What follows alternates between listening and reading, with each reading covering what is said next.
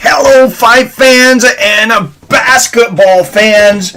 Welcome back to Fights with Friends.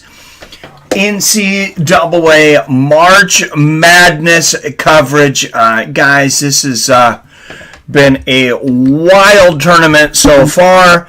It's me and Billy Hughes' favorite time of the year, March Madness. It gets crazy, and it just keeps getting crazier with the upsets we're having. Michigan State with the ball,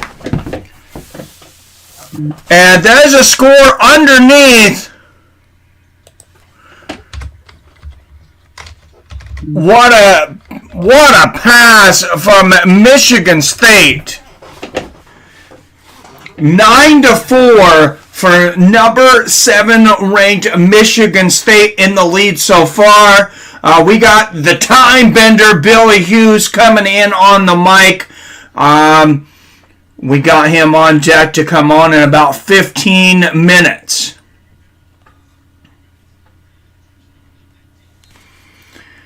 And Duke inbounding the pass. And a strip from Michigan State. Duke has the ball back. Back out to Williams on the perimeter. 21 back into Williams. Out on the perimeter. A three from Duke. It's off. Tipped back to Duke. They'll get another shot. For those just tuning in, Villanova moves on to the Sweet 16. And there's another three from the outside for Duke, and he drains that one. Oh, and look at Michigan State, catches them sleeping though. On the other end, a quick turnaround for Michigan State, laying it up, bringing it to 11. 7-11 here early.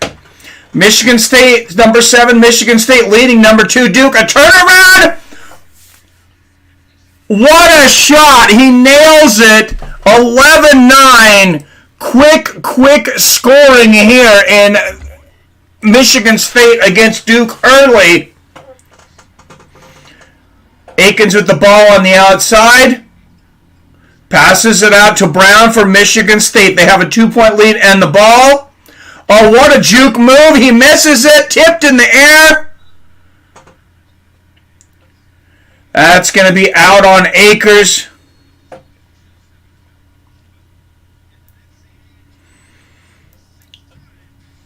Six times Coach K and Coach Tom Izzo have faced each other in a NCAA basketball team. It is more times than any coaches in history have played against each other. What's up, Adam from Allen? Hey, you got the notification in time then. I just set up the stream. I was running a little later than I thought. Thought I was putting together a little clever picture for Mr. Billy Hughes, his new icon there in the corner. The Timebender. He's going to be coming in with me because he knows a hell of a lot more about basketball than I do. Thanks for tuning in, Adam. I know he's over here in Washington where we don't watch NBA basketball anymore because they stole our team. But I do watch college basketball every year. And I've been getting excited about watching our Gonzaga Bulldogs. They were in a nail-biter yesterday, though. Man, talk about making it close. They were down by 13 at the half. Came back, took a lead at the end, held on, and won by 4. And, yeah, that was a close game. Gonzaga never really took the lead and kind of got any kind of control until, I would say, the last couple minutes of the game. I am being a little biased with that style. I do think, Michigan is going to be, Gonzaga is going to be tough to beat, though. It doesn't matter how long you lead, of course. It's whoever leads when the bell goes off is the winner, and Gonzaga is very good at that.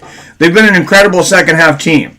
Got my volume down, otherwise sounds a little overmodulated. Not super bad, but scratchy. All right. Thanks for letting me know. Is the winner, and Gonzaga's very good. I do hear a little bit of scratchiness. Second half team. Got my volume down, otherwise sounds a little modulated. Not super bad, but scratchy. Wonder if I bumped something on the back of the mic. I'm really good at that. Let me turn the gain down a little bit. I probably need a pop filter. That's probably my scratching. Somebody was telling me the other day, they're like, why don't you have a pop filter? Like, they're cheap. And I'm like, I didn't know I was supposed to have one. So that's the deal on that. I guess I should order one this week, Adam. But like I said, I think they're pretty cheap. Billy Hughes, Billy's the Duke fan. He'll be in on the mic here soon, the Timebender. And I am the Gonzaga fan. I do like Duke and Michigan State. I like the rivalry that they've had. 15-10 left in the first quarter, by the way. And I think I'm just going to take off the Cash App thing and have it. And that's where I'll put my quarter.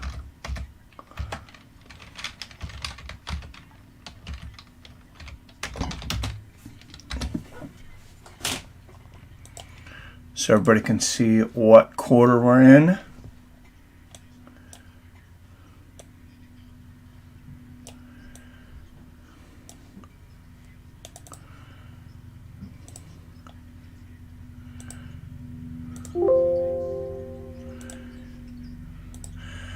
And Duke, with the second chance, gets it, and they're going to tie it at 11 all. Oh, thank you, Adam.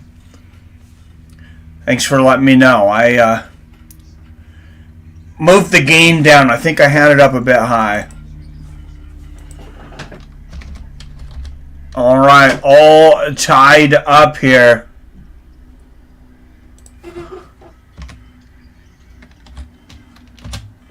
Number 2. Oh, and Michigan drains a 3 from the outside, and they will go up 14-11.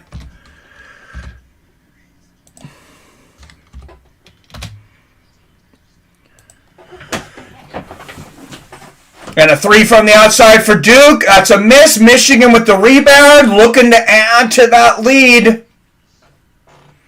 Aikens running the floor here early. 13:51, 50, 49, 13:48 left in the first. It's up. Brown with the second attempt. Misses. Duke going to run the floor now. They got the ball down by 3. 13:35 left in the first half. Oh, what a block! Number 44 Roach says, I will take that, sir. Get that out of here. What a swat. What a swat. That was Mutombo-esque. For those who remember Dikembe Mutombo back in the day. And Duke going to inbound it here. This Michigan defense has been sharp early here, though. Oh, and there's a steal, and they knock it out of bounds. Michigan State making it really hard for Duke to get the ball inside. And Coach K already looking maybe a little frustrated here. Izzo's Spartans are on their defensive game right now. A pass in, a quick pass to number 0, the fadeaway, and he drains it! Blue Devils going to 13 here. And, this is obviously a very high-scoring game. 27 points on the board, 7 minutes into the game. I don't know what the over-under is on this, but they might beat it. Michigan with a turnaround. There's the rebound, number 5, and he puts it back. And these guys are just trading leads right now. 16-13, Michigan State up by 3. Duke with the ball. And passing it around on the perimeter here.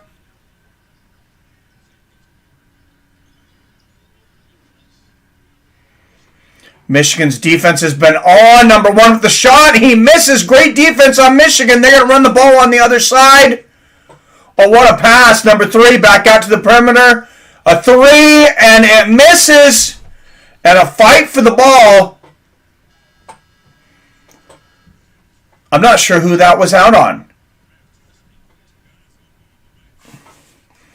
Possession arrow pointing towards Michigan right now.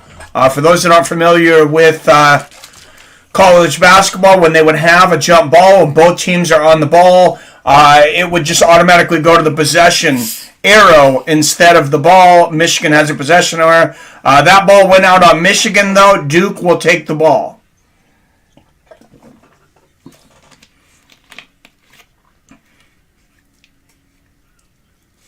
And a foul inside. Number 0 for Duke, bringing the ball in there.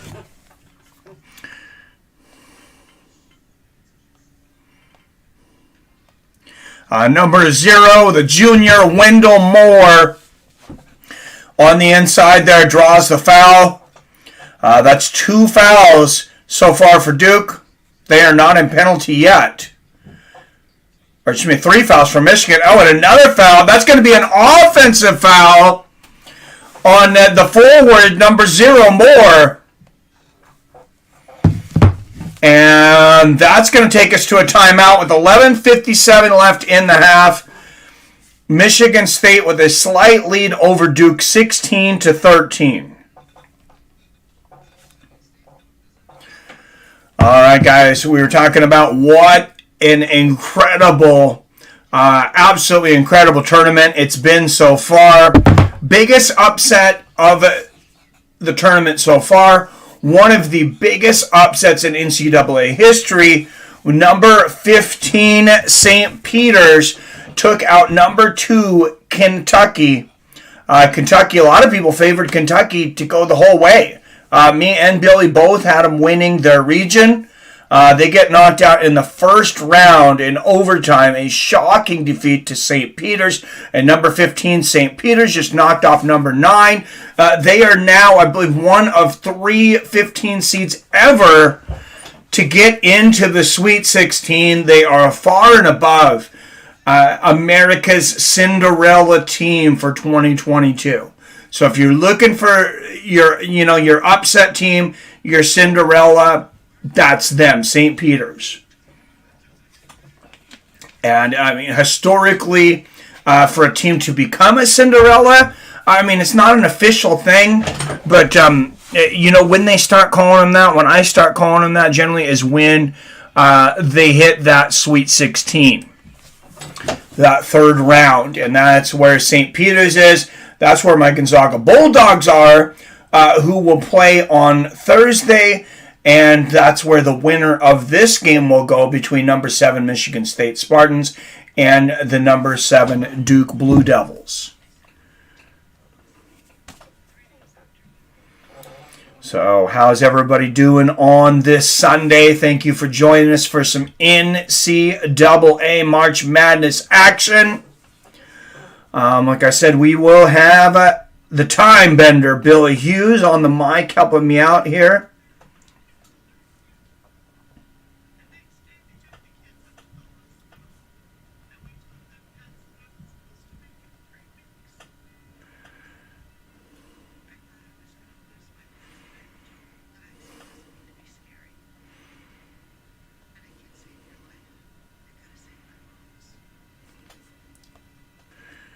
All right, guys, starting lineups in between here. You got a point guard for the Michigan State Spartans. You got sophomore A.J. Hoggard. At guard, you have at number 5, Max Christie. Small forward, the senior, Joey Hazard. Number 44, the forward, Gabe Brown, a senior, and Marcus Bingham Jr., number 30, a senior forward for the Spartans, for the Duke Blue Devils. We have number 3 at point guard, Jeremy Roach. Number 0, the forward, Wendell Moore Jr. The freshman, A.J. Griffin. At small forward, power forward, Paulo Ranchero. Number 5. Number 15 at center, Mark Williams, the sophomore for Duke. And the ball is up, and it's out of bounds. 11:43 left here in the first half.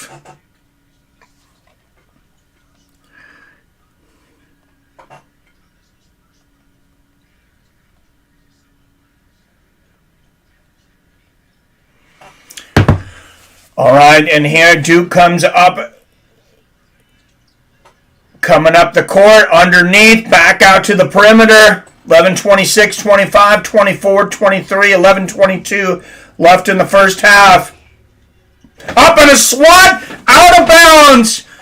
Incredible defense played here early by Michigan State.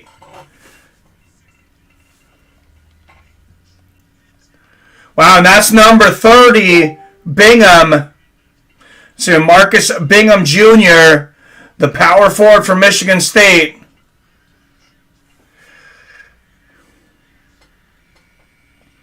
Oh, and a turnaround, a buzzer beater. He hits it. Duke going to 15. What a shot. I mean, that did not really seem like a wise shot, honestly. What a fadeaway in the face on the perimeter. That is slick basketball. What a move there. All right, and we're going to bring in the Timebender.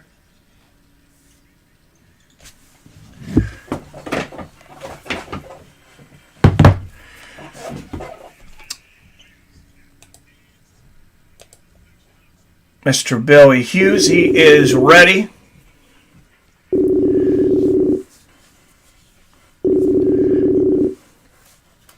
Duke with the ball on the outside. What's up, Billy? Hola. Can you hear me? I can. All right. Hopefully that's a better picture of I got you there. I found a little time-bending graphic there. Yeah. So where's your clock at on your game? 10:32, 31, 10:30. Yeah, I'm at 9:50. Okay. Yeah, so you're quite a bit behind you. So I don't know why my cable is only so far behind.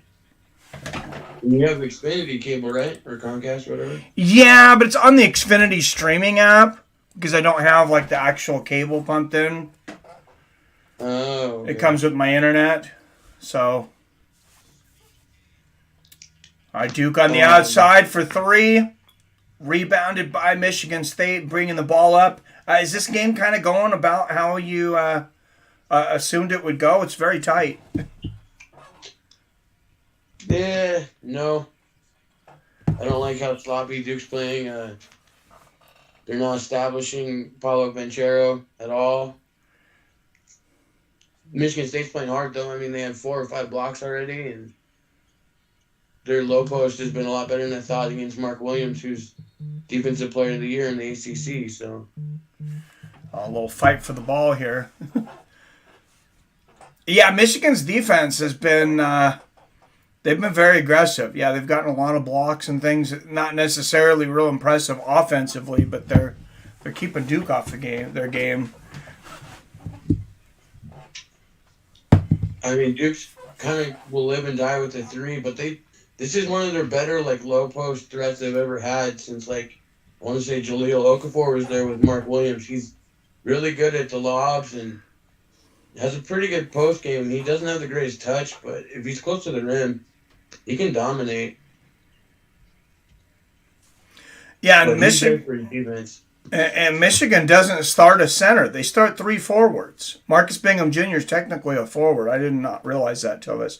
Well, I mean, I guess he is kind of a center, but he's listed as a power forward. Right. Oh, nice play. Nice play backdoor to Mark Williams, the center there from Duke with the dunk. So, I mean, the overlapping, elephant in the room is that this could be Coach K's last game. And I just realized before I came on, the last time me and you did a tournament Duke game, Michigan State beat them. Oh, no. So is this bad luck? Yeah.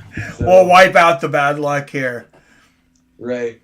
But I mean, two first ballot Hall of Fame coaches with Izzo and Coach K playing against each other Yeah, for they the played final against time. each other more than any two coaches in college basketball history.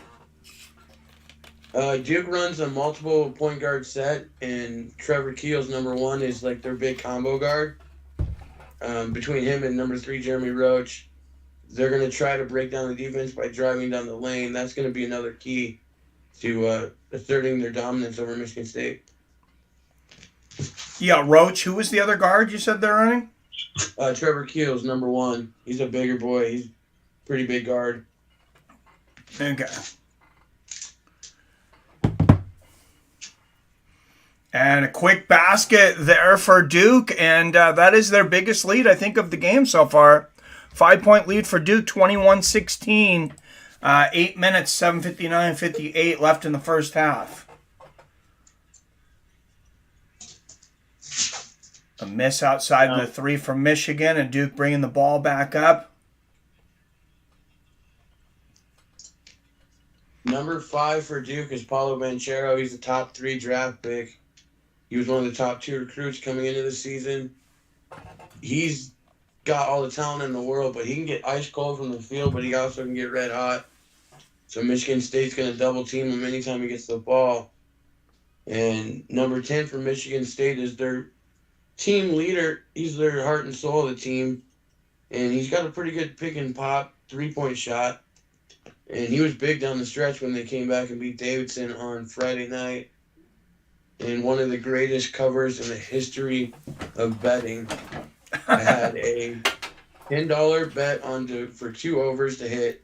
The first one hit easy, and I needed Davidson and Michigan State to score 18 points in the last minute and a half. And it hit with a last-second 3-point shot. Oh, wow. It was incredible. It was a quick $120. Hey, that's nice. I haven't put down any bets during the game so far. What's up, New Britain, Paulie? Yeah, good to see you. I'm a big college basketball fan. Thought Seattle Mike was an MMA aficionado. What other sports do you like, Mike? I mean, I watch NFL basketball. I like baseball. Basketball? Come on. Haven't kept up with it for years. What's that? You just said NFL basketball. Did I? Yeah. Oh, I was going to say NFL and college basketball. Maybe that's what I was trying to say. I watch every sport ever invented all the time. That's all I do. I used to, but my wife hated me. No. I used to watch I will say that UFC last night, or yesterday afternoon with Patty the Batty, that dude's a superstar. That whole card was just great. The UK crowds are just unbelievable. It's something UFC's been missing for so long. Did you see Dana White gave out 9 performances bonuses yesterday? Oh, I believe it. And Patty the Batty's sponsored by Barstool. And Barstool offered Meatball Molly, a sponsorship last night because of how cool that story is, them training together, growing up together. It's just a great story. That was her fight, too. That was one of the funnest fights I think I've seen in a long time, honestly. And that spinning elbow for that knockout, man. But then again, Tom Aspinall, superstar in the heavyweight division. Arnold Allen, just an incredible heart. He reminds me of a 170-pound Brad Pickett. Oh, yeah. Brad Pickett. Yep. And just the atmosphere that they put in for those fans. And Patty Pimblett's right. He can sell out that Liverpool stadium. And that's 100,000 seats, I believe. That would be crazy. I seen Dana already said he's reworking the schedule to come back to the UK this year. It reminds me of when they first went back to Brazil and started making all that money, and then next thing you know, 3/4 of the events are in Brazil. I think since England's so open to having fans again, that we're going to see a lot of the fight nights switch to the UK and Australia. Yeah, I'm not a guru in anything else. New Britain, Polly. I just enjoy college basketball. Billy knows a lot more about it than I do. Number 0 for Duke is Wendell Moore Jr. He's their sharpshooter. been there the longest besides Mark Williams. And if there's going to be a clutch shot down towards the end of the game, it will be Wendell Moore taking it. And obviously, I'm going to know more about Duke than Michigan State. I just know Hauser, number 10 for Michigan State, and that's pretty much it. Well, I got a cheat sheet in front of me. For anybody who wonders what I'm looking at, I just got the starting lineup here because I wasn't super familiar with either team.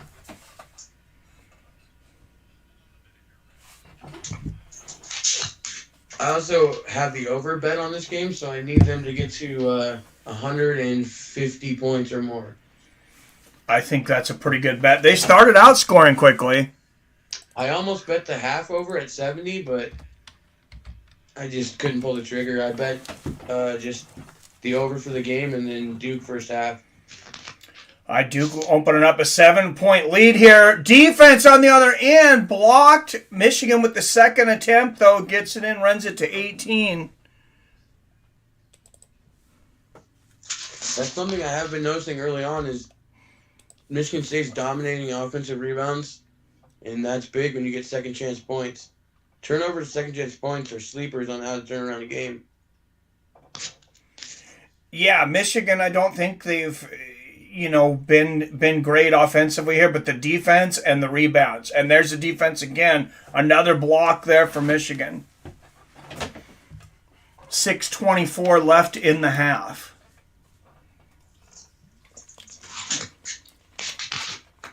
What about St. Peter's, though, man? Officially a Cinderella team. They're in the Sweet 16.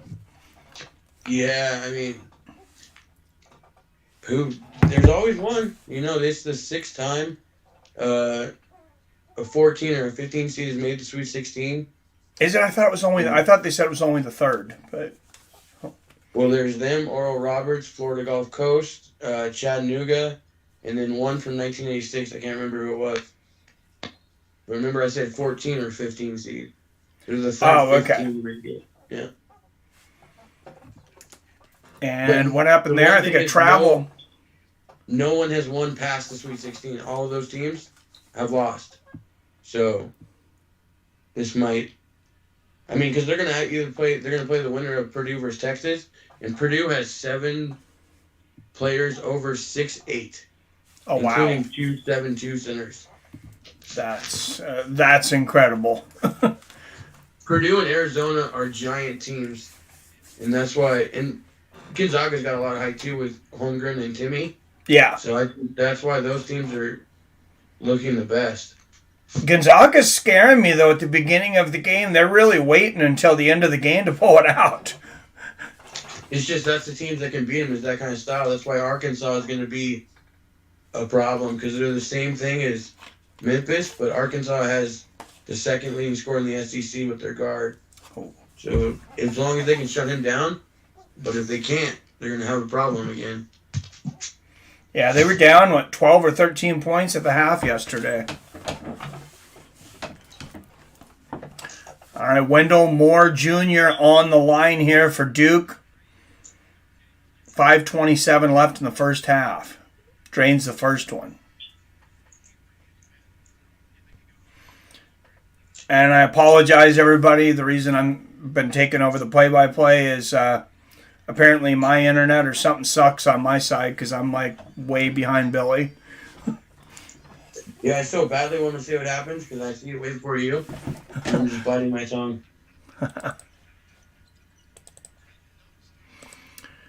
All right, Duke moving to 25, draining both free throws there for Moore. You got to make your free throws in the tournament. That was one of the reasons that Gonzaga struggled so much. Did you see how many free throws they missed last night? They missed a lot. They missed them in both games. 15. Timmy missed 10 just by himself. Wow. Oh, and the three-pointer drains it for Michigan. It wasn't pretty, but all it counts is that it goes through, moving up to 21 for Michigan. That's one of the things that's key for Michigan State is their bigs can shoot from 3. They have all of their bigs can shoot. Yes, Paulie, my team's Gonzaga. I've been behind them for as long as I've been watching college basketball. 3 from the outside. Duke drains it. 28-21 Duke. Aren't you hoping we get the Duke Gonzaga Elite Eight matchup? Oh, that would be nice. That would be fun. I even saw your coach get mad last night, and I've never seen that guy even yell. He got teed up. Oh, is he yelling at his team? No, he's yelling at the refs. They called a foul that was so horrible. It was not even close to being a foul, and he just lost his mind. Oh, I remember what you're talking about, I think. A 3 for Michigan State, moving to 24, 4-point game with 3:52 left in the first half. Yeah, he usually doesn't have much of a temper, for sure. But the offense is really starting to pick up on both ends. Both teams are shooting the lights out right now. Yep. Number 5 for Duke, nailing the 3 there, moving it to 31. It's Paulo Banchero, or Banchero. It's kind of hard to pronounce his last name. Yeah. 7-point lead for the Blue Devils.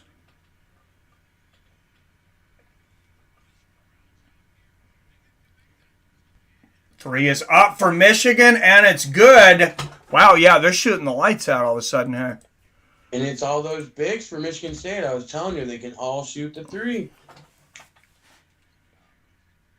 Michigan State Spartans always, both these teams, Izzo and Coach K are similar coaches. They kind of require their teams to run, picks and a fluent offense, and they always expect their bigs to shoot the 3. Yeah, 5 for 8 from the 3-point line already for Michigan. Just think if Michigan State wasn't hitting those 3s, they would be getting buried. That's what's keeping them in the game. Yeah, that and that early defense. I mean, Duke's definitely seems to have buttoned down their offense and not turning the ball over as much as they were early. So I don't know if anyone saw the 2 morning games, but Houston handled Illinois. Third straight year, Houston's in the Sweet 16. And then the last game, Villanova kind of led wire to wire and ended up beating Ohio State by 10. And Jay Wright's got his squad back into the Sweet 16, and they're playing the Michigan Wolverines next Thursday or Friday. Yeah, I just seen the Ohio State and Villanova. I was watching that before this started. And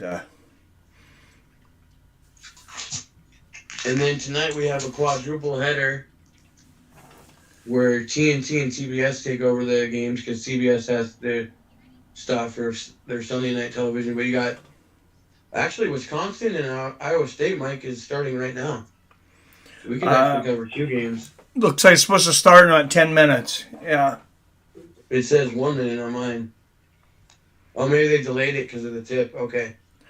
But anyway, tonight you got Purdue, Iowa State, along with Arizona, TCU, which is intriguing because TCU has beat Kansas, and so I wonder what kind of defense they'll throw at the bigs of Arizona. And I know I'm forgetting a game. Oh, Auburn, Miami. Yep, Auburn and Miami. Notre Dame, Texas Tech. And that's the night slate right there.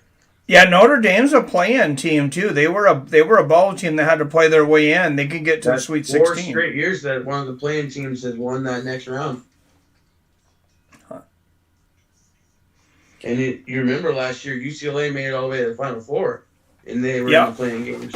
Yeah, I remember. I think they played in a number 11 last year. And ended up losing to Gonzaga with that miracle shot by Jalen Suggs. Yeah. Final Four. That was one of the greatest games I've ever seen. Yeah. That UCLA game. Yeah, that was a crazy game. I remember afterwards watching it too. I was like, man, whoever wins this game is going to be tired for the next game or the rest of the tournament because that was a draining game. Yeah, Baylor just dominated Gonzaga in the final. But you saw Baylor got knocked out yesterday, right? Yeah, now Baylor's out. What's up, Eddie Alvarez? North Carolina's dangerous. They're the ones that beat Duke on the season finale. And what was it, 96 points North Carolina scored last night? It's a lot. Yeah, something like that. Yeah, it was a high scoring.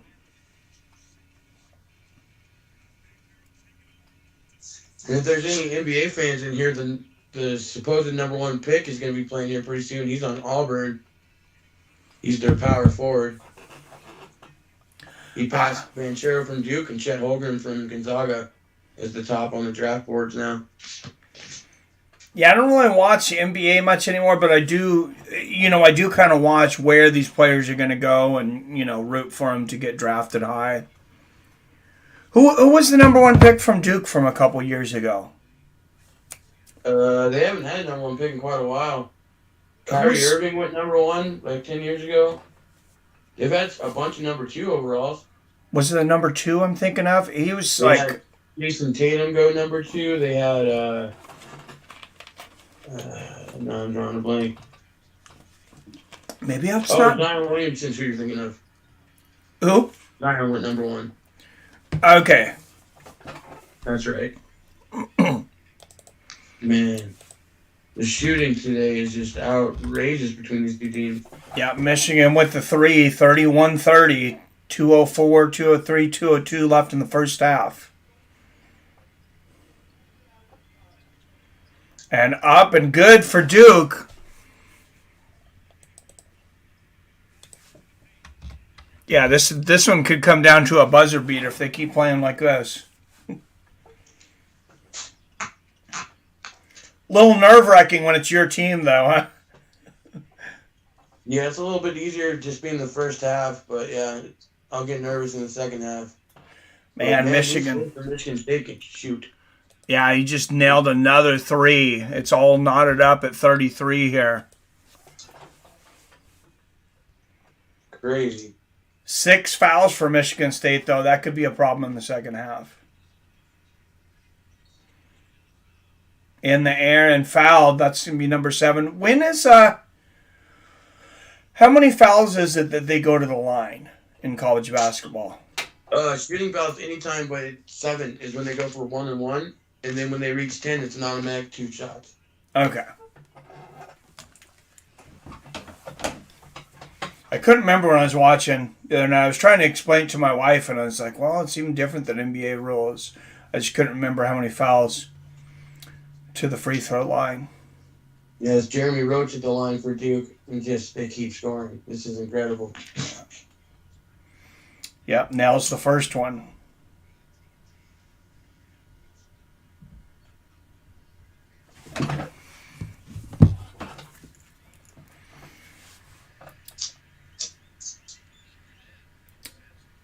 And second one up. Both are good. Lead back to Duke 35-33.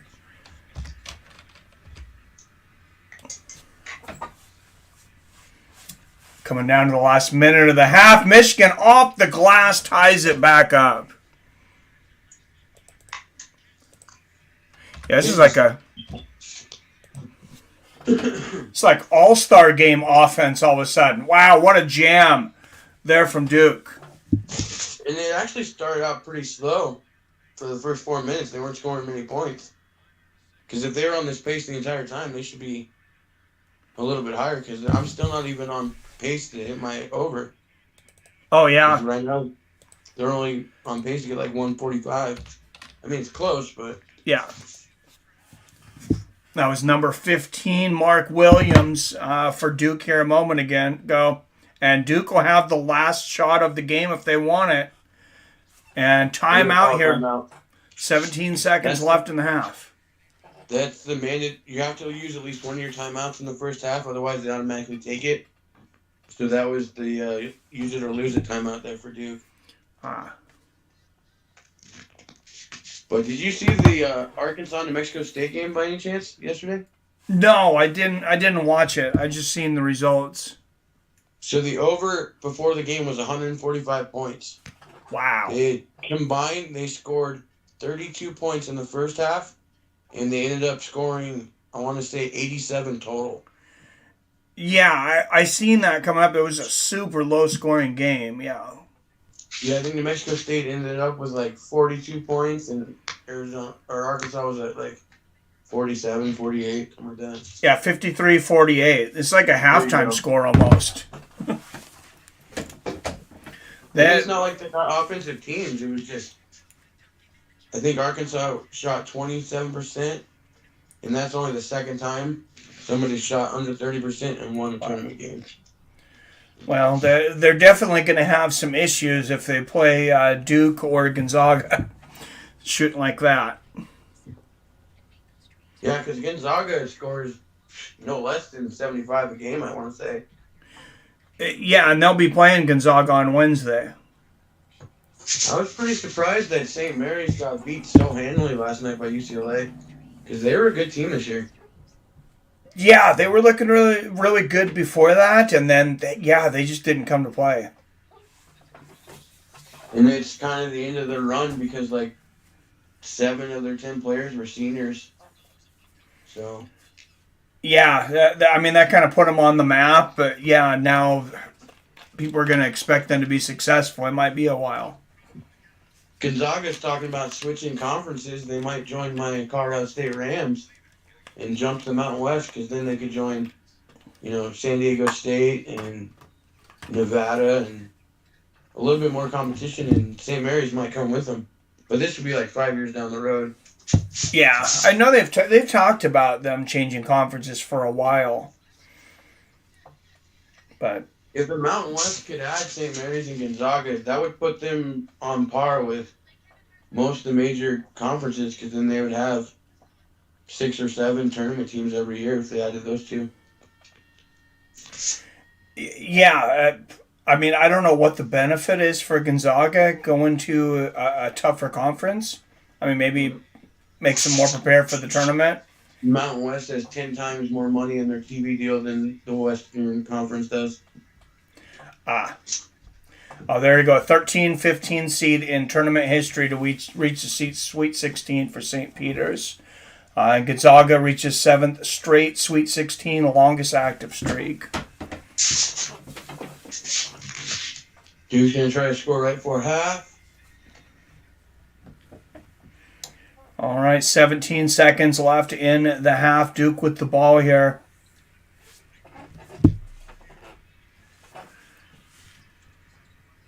And they get the ball inside, and there's the jam from Williams. Hail Mary here from Michigan. Oh, he almost made it. Man. That was in and out. Yeah, Texas hit one of those on Friday afternoon, and that's how I won another bet. March Madness is the best, man. I put $20 in to start the week on Wednesday night, and I turned that 20 into $290 so far. Oh, wow. Congrats. I was trying to get you to join in, man. I could have made you some cash. Yeah, I should have bet on one. 81-16 career record when leading at the half for Coach K. Yeah, I was trying to get you into that Gonzaga first round game. I told you they were going to hit that over. They might have hit the over, but they didn't cover the spread. I think they won by 22, and they were favored by 23. Yeah, no, I was hammering that over. That's where I've been making my money, is the majority of my wins are on over so far. Huh. Yeah, I didn't know that. I was thinking, because like I said, the betting's live here. I was tempted. I was like, it'd be fun to just sit down there and watch all the live games, I guess, and bet on them live with everybody that's watching them. Well, indeed.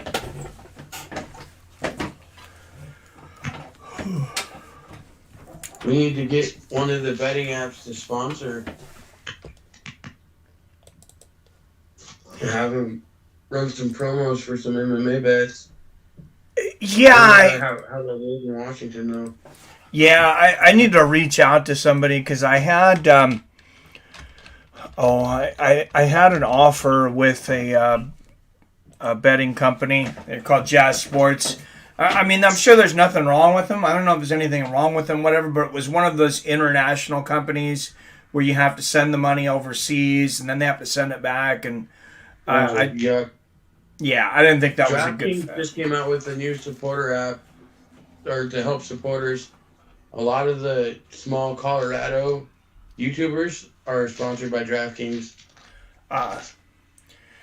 Well, if it was legal here, I don't know. I mean, I guess maybe I could still get a sponsorship. I should reach out to him. Yeah, it's just like all the other ones, put a promo code out there, and every time someone signs up, we would get a piece of it. Yeah.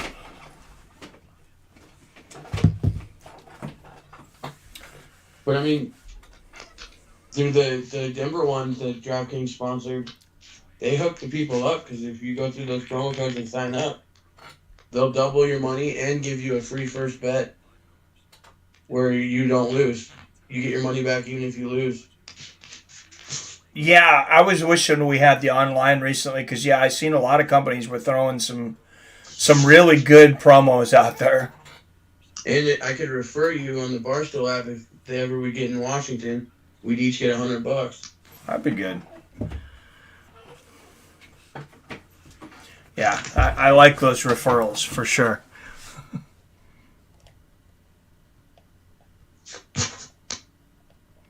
Halftime. Do you want to cover the beginning of the Wisconsin game during half?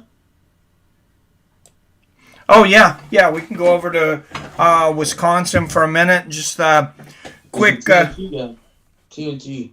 TNT. All right. Quick message from sponsor. We gotta pay some bills here real quick, guys. If you're into crypto, check out Voyager.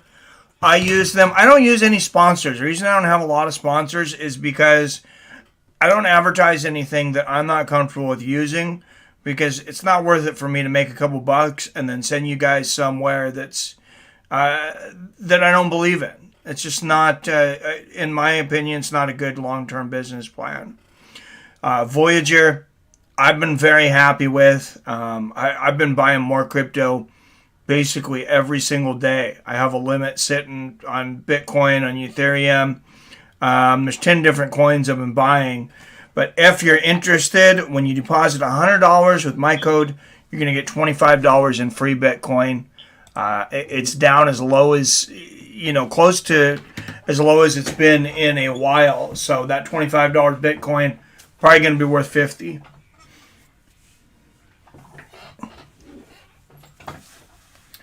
All right. You said TNT? Yeah.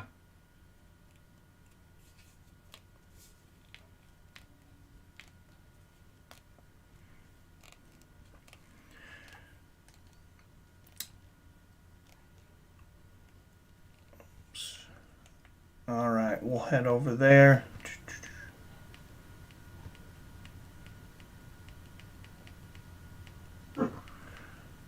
I'm putting a couple bets in on Wisconsin real quick. Betting the over. And I'm putting a little bit on Wisconsin first half.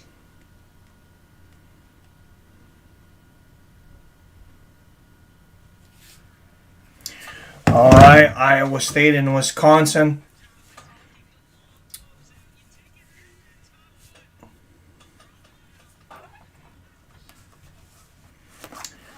Number 3 and number 11, Wisconsin up early. 2-0, 17, 30 left in the first. Not much scoring here early. Only one basket first 2.5 minutes. All right. Got a couple in. Sprinkled a little bit. Ha. All right, so I'm at 17:10 on my clock. Where are you at? 17-26. So not too far off. Wisconsin's got a really good player, Johnny Davis. I'm trying to catch his number. But he was first team All Big Ten. I think he's like number 10, I want to say. He's their small forward. Tyler White's going to be going to the line. Junior forward, number 5. And then Iowa State, brand new head coach TJ Otzenberg, has turned it around quickly. Iowa State was one of the worst teams in basketball last year. And he's got his Cyclones into the tournament. And they picked off the 6th seed in the first round. Pulled off the upset. So, pretty good start to his career here for the Iowa State Cyclones in Ames, Iowa. Nice. And there's a foul on Iowa. That's a shooting foul. Wisconsin, number 5, Wall there hits the first free throw.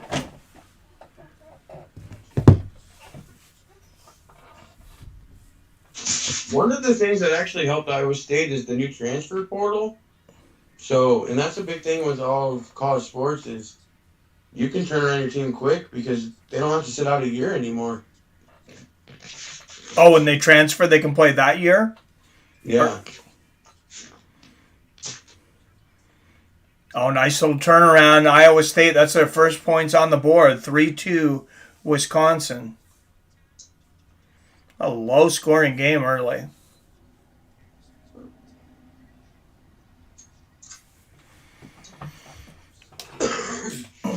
It's definitely going to be a lot low score compared to Michigan State and Duke. These are two defensive teams. They like to run the shot clock. But talk about bigs. You see this center from Wisconsin? He's got some size, huh? Yeah, nice fadeaway there in Wisconsin. Moving to 5-2 Wisconsin. Yeah, early 3-point lead for the Badgers.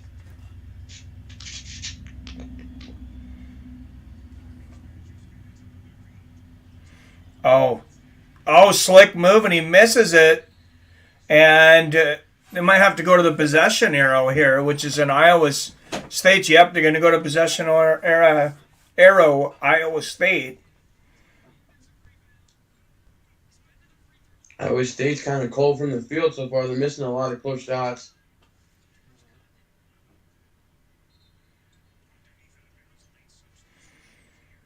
I wonder why they do the possession arrow in college basketball instead of the jump ball. I wonder when that started. Probably from the jump. But Wisconsin's one of the more dependable teams. They seem to always be in the tournament. They always have been running that like slow, methodical offense all the way back to Coach Bennett 20-some years ago. And now Coach Greg Gard is following suit. And they're never out of a game because they play good defense and slow the tempo down. Yeah, it does seem like they're there every single year. And I don't know what more you have to do in Wisconsin, but I'm sure they get pretty excited when it comes basketball time. I'm sure some Packer fans that probably wouldn't like that comment. Someone was pointing out, because you keep saying Michigan, that it's Michigan State playing. I think you're just abbreviating it, though. Oh, yeah. Eddie Alvarez. Thank you. Yeah. Yeah, I should say Michigan State, though. Yes. The Spartans. Quick 5-2 lead for Wisconsin. I honestly think Wisconsin's going to pretty easily win this matchup. I think they have more talent than Iowa State. But St. Peter's has proved that anything's possible in the tournament. Well, in St. Peter's, I was trying to look up if there's a size of school that you have to even be a Division I. They only have like 2,000 students. Yeah, there's like 20. No, there's 36 conferences in college basketball Division I. Okay.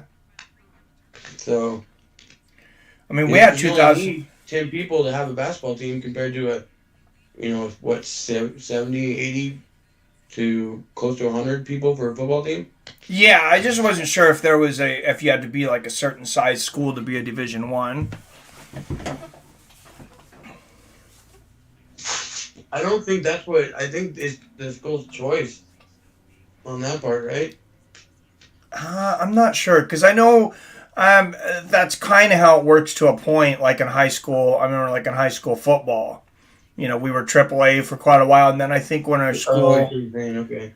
Yeah, I think we went 4A when our population went to a certain point. So we had about 2,000 in my high school. So... I saw on Twitter that the next week's UFC is not supposed to be that good. Is that true? Well, I mean, it's not as stacked as the last card. Isn't that in front of a live crowd too, though? Isn't that in Columbus? Or is that one after that? I think Columbus is UFC 273. Oh, no, that's in Jacksonville. Yeah, it is in Columbus, yeah. Yeah, because I remember reading that the next couple are not at the Apex. They gotta get out of that Apex. That is killing me. Yeah, well, you got the main Yeah, you got the main event, Curtis Blades and Chris Dawkins. I think that's a good bet. I wish I could make a little bit more money on Blades, but I'm still going to bet on Curtis. The Razor. Yeah, you got a couple. You got at flyweight, you got Kai Kara France, who's coming off that knockout of Cody Garbrandt, taking on Askar Askarov, who I think is, he's going to be right there challenging for a title. The winner of this probably gets the winner of, if Davison Figueiredo and Brandon Moreno ever stop fighting each other. It'd probably be the winner of this, too. Huh. It's just, I think it's time to, even if you got to go to small arenas that only hold 7,000, 5,000 people, the Apex, I can't do it anymore. And I think I'm not the only one that feels that way. Yeah, I think everybody's kind of tired of it. I think and Dana... I know Dana was doing it for money, and I get it. He saved so much money by doing that. Yeah, well, and there's things with... You got to think about, now that they're a publicly traded company, too. You got your projections and different things. It's like, if you don't bring in as much revenue because you're not doing as many live fights and stuff, your next quarter, you can get a pretty big bump because you just get such a high increase in your revenue. And that's why he did that, right? I believe so. But you got Matt Brown.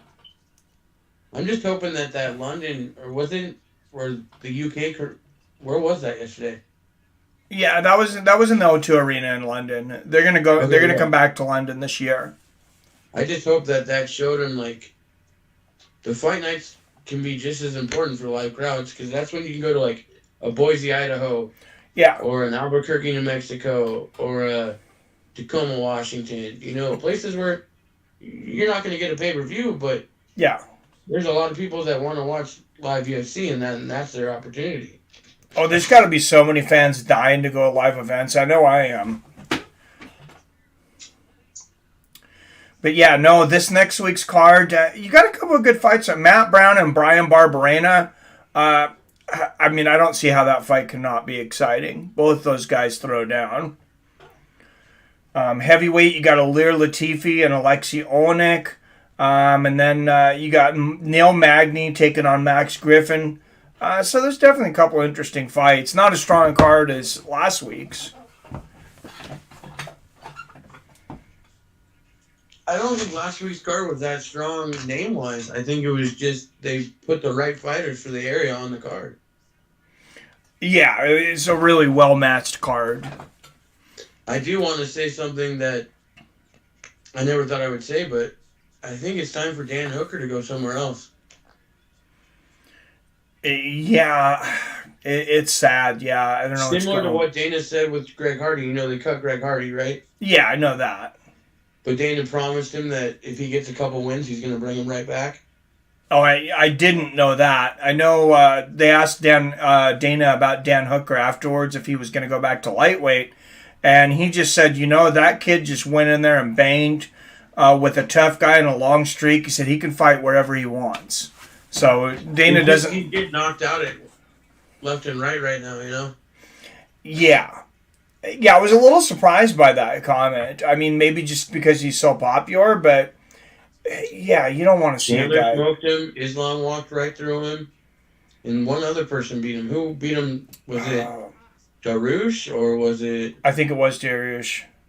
Yeah, and now Arnold Allen. But he did drop Allen with one punch, but that was it. The rest of the time, he was getting cracked. Yeah, Adam from Allen says Seattle U is small and they're D1. Gonzaga is not real big. I didn't realize Seattle U was a D1.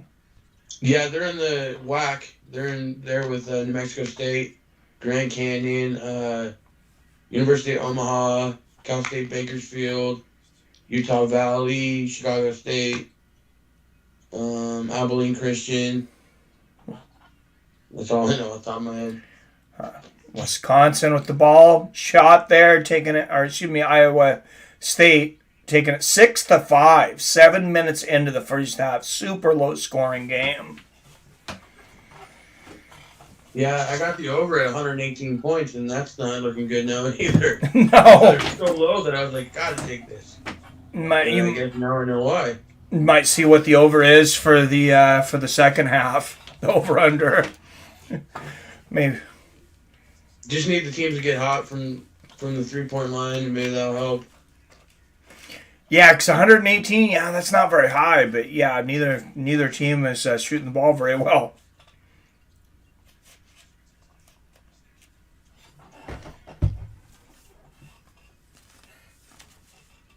There's a 3. I think Tyler White Yep. hit a 3 for Wisconsin. Yeah, nice shot there from Wisconsin.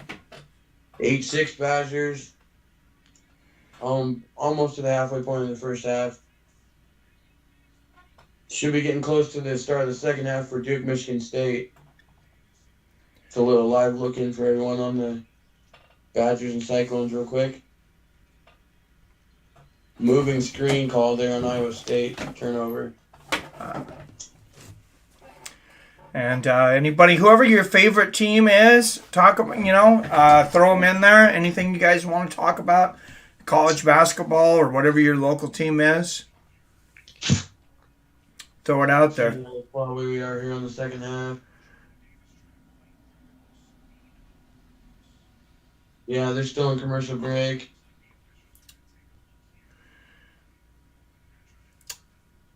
I'm going to do a quick check-in on NASCAR now. Rotor caution, 70 laps to go at Atlanta Motor Speedway. My other love, the incredible left-hand turn. Is it Notre Dame? One of those guys, though, What's that? to ride in like one of those NASCAR cars with a driver. Oh, that'd be on the fun. track. Yeah. You're saying Notre Dame starting? Oh, I was saying Notre Dame. Is it TTU? Is that Texas Tech? Yeah, it's Texas Tech, correct. Okay, yeah, no, Notre Dame and Texas Tech are starting at 30 minutes for tip off there. That's who would be playing. If Duke can get through Michigan State, they'll play the winner of that game. All right, and then Gonzaga will play Arkansas on Wednesday. Winners of those games could end up being Gonzaga and Duke in the Elite Eight.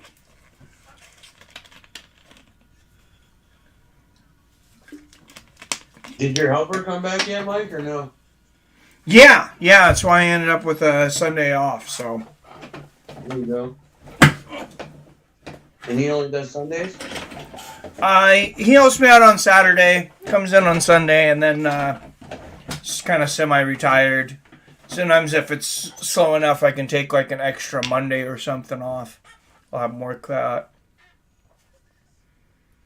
What's up, PBR Street Gangs? Yesterday's fight card was real good. Made $100. Yeah, you had some good picks yesterday. Congrats.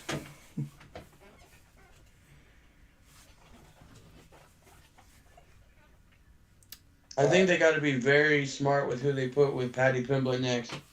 I think Dana should build him up and not throw him to the Wolves.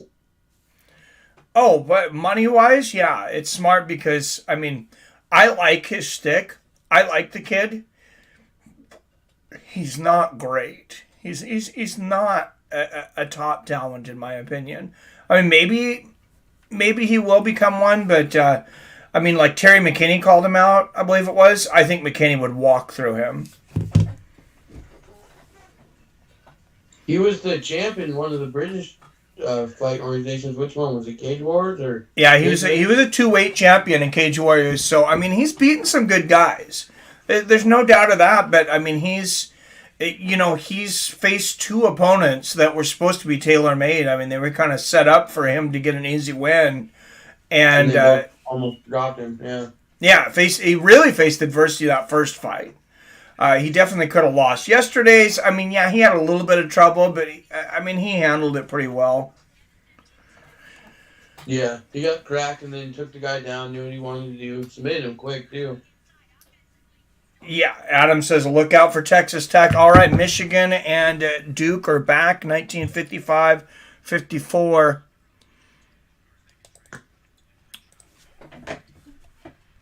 left in the game now. Oh, a steal from Duke. And puts it in. Duke building on their lead, 41-35.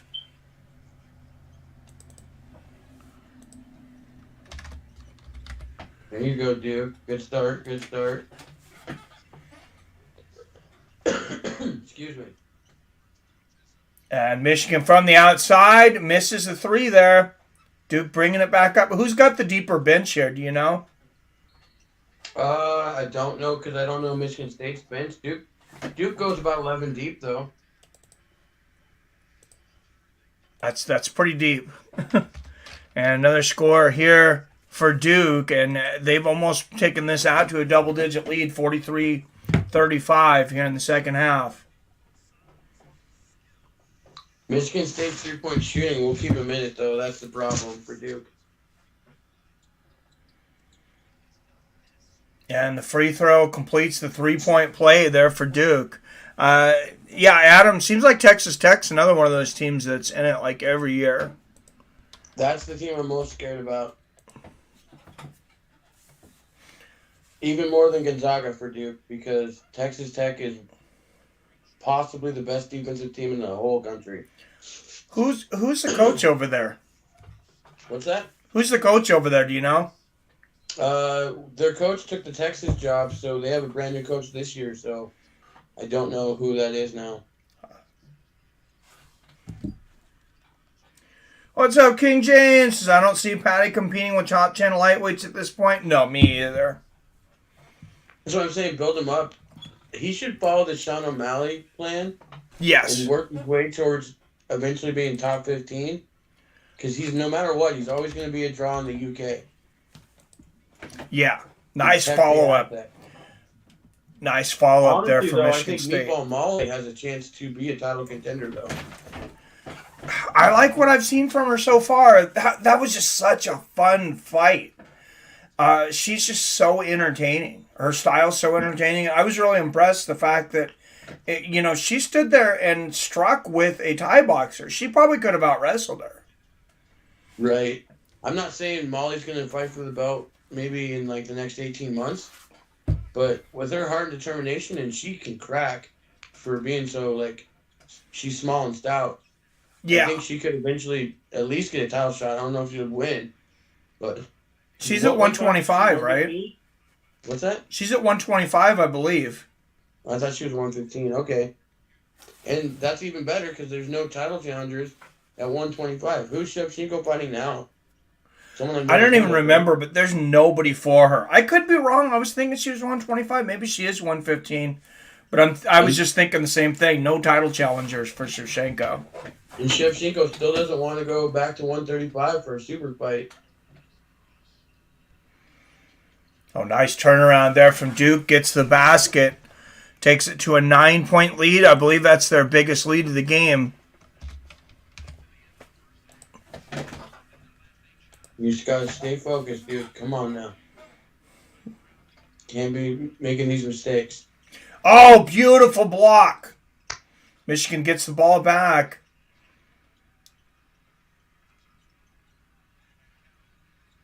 A perimeter three from the outside, and he scores, drains it. Michigan State back within 6. That 3-point shooting, keeping them in the game, like I said.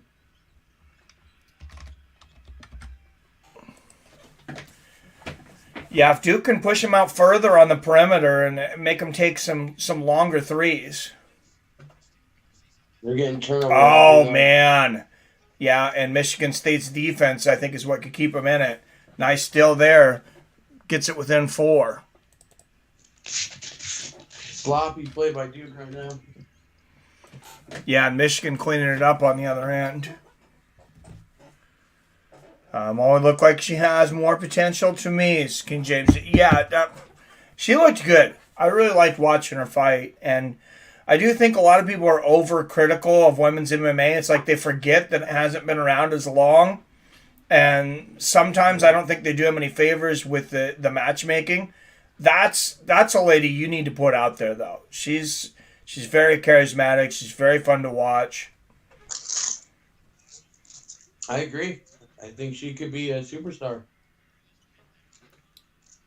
Duke taking the ball inside. The hook shot. Oh, misses. They got lucky though. Oh, Izzo screaming about something here. I don't have my volume up, but he was probably not happy about the possession. Yeah, I think he was mad. They thought there was an over in the back there.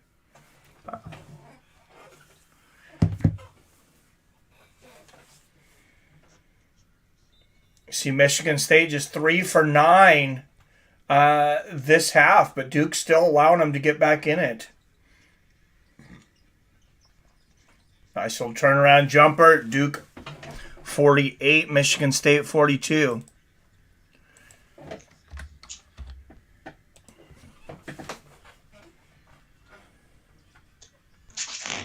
The over's looking bad now, and they're missing so many shots. It's killing me.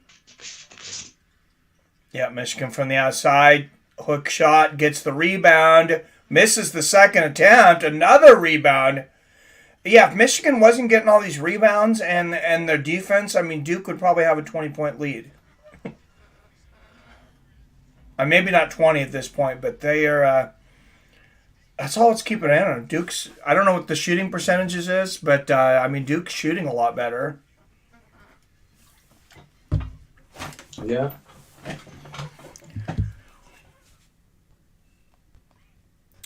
Yeah, I can't see. Who do you think should be next for Molly McCann?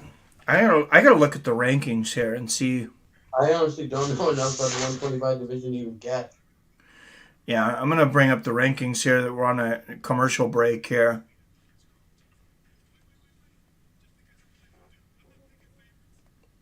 But man, do those Patty and Molly, they have some star potential though. Yes. If you take a fight card to Liverpool, where they're both from, good night. That place is gonna burn down. Oh man, yeah. You're probably right with both of them. They probably can sell out 100,000. Right now, the record's in Canada. I don't remember how many they had there, but I think it's like 70-some thousand. Is that Dylan White Tyson Fury fight going back to England? That's gonna be in England, right? I don't know. I remember hearing it matched, and then I honestly haven't heard a whole lot more about it. Because I know that for a long time, that's why all the heavyweight fights are in Europe, is because they can draw such big crowd. Yeah, well, I mean, it seems like it would make sense.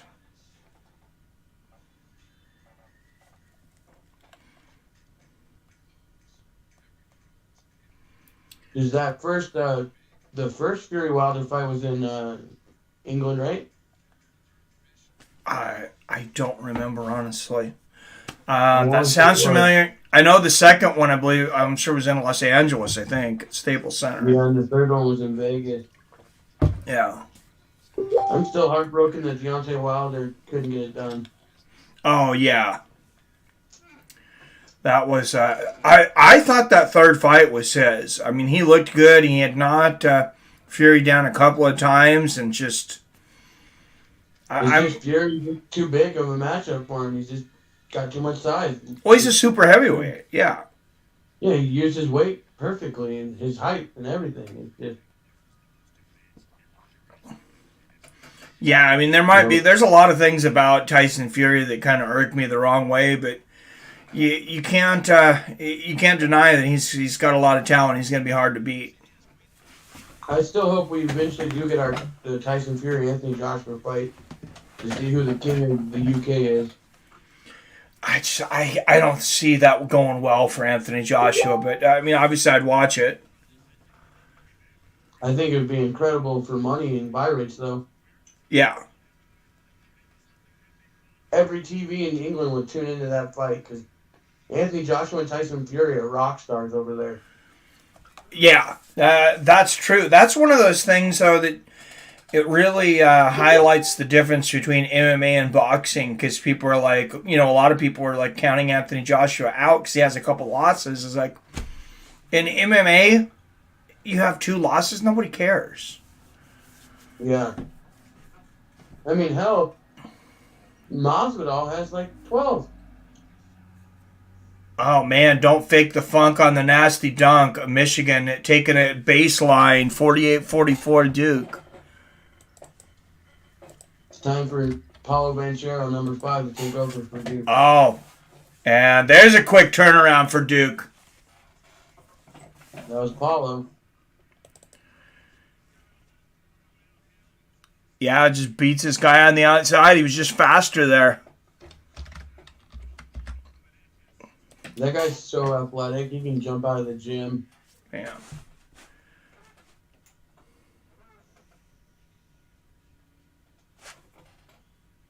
I so badly want to call a game, so I'm so far ahead of you. I apologize. Oh, no problem. All right, 50-44 for Duke. Michigan State bringing the ball up. Splits the defense. Misses. Duke with the rebound.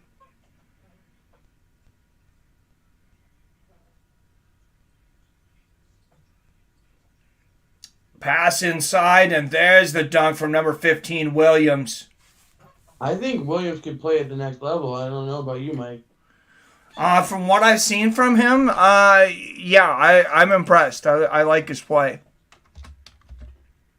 Someone in my neighborhood's barbecuing. I can smell the coals cooking. It smells so good. Oh, man. Yeah, barbecue sounds good. Michigan from the outside. That's one of the best smells ever, is a barbecue grill warming up. Oh, absolutely.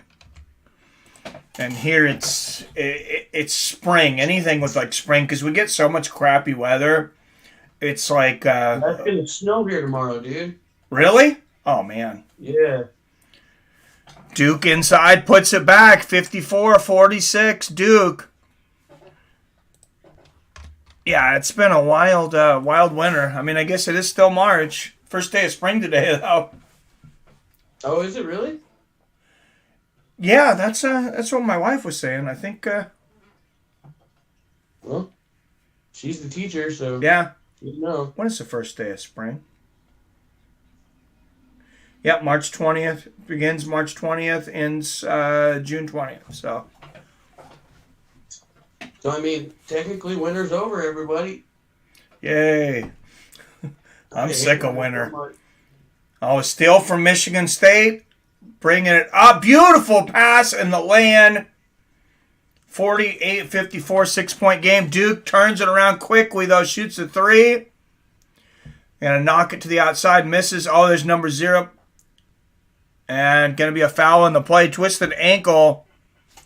Michigan State player number 34 is down, and he is wincing. Yeah, he rolled it when he came down for going for the rebound. Oh. UCLA had a bad injury yesterday with Johnny Judang, or no, Ami Jaquez. He rolled his ankle and was never able to come back in the game. Most common injury in basketball, the ankle injury. I mean, pretty obvious why, I guess. Oh yeah. Their ankles have to always be taped up and everything to support them because they're going to roll it multiple times a game probably. All right, Moore, number 0, Moore at the line, hits the first one.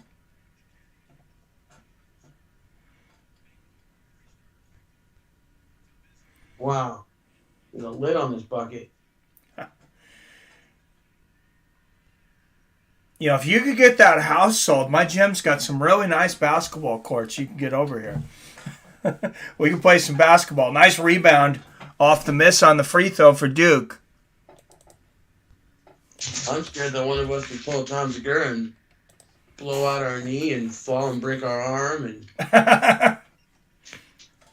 And now that we're old people, we got to be careful. You're not old, just me. Dude, my body's shot. Duke misses. Michigan with the rebound. Michigan bringing it up. Oh, defense. Good defense there for Duke, but is there a foul? Oh, Izzo going nuts. I think they called an over the back on Duke on that one, on the rebound. I didn't catch who it was on, though. Looks like, yeah, Michigan at the line, so I'm not sure what. Izzo maybe just likes to scream. I think he might have been yelling at his players because they weren't running the offense he called. Uh, They're just not moving. Got bailed out with the foul call though. yeah, it's going to be interesting. Like the newer generations of coaches, a lot of these guys have been sticking around for so long, but I mean, it's just the leadership style is not what it used to be like in everything. It's so faux pas to, yell at people, and a lot of people are, pretty sensitive. I don't know. There's other ways to get it done, I guess, but I do like a lot of these old school coaches. Discipline, hard work. Oh, nice basket underneath there from Duke. Who's that, number 12? That's who?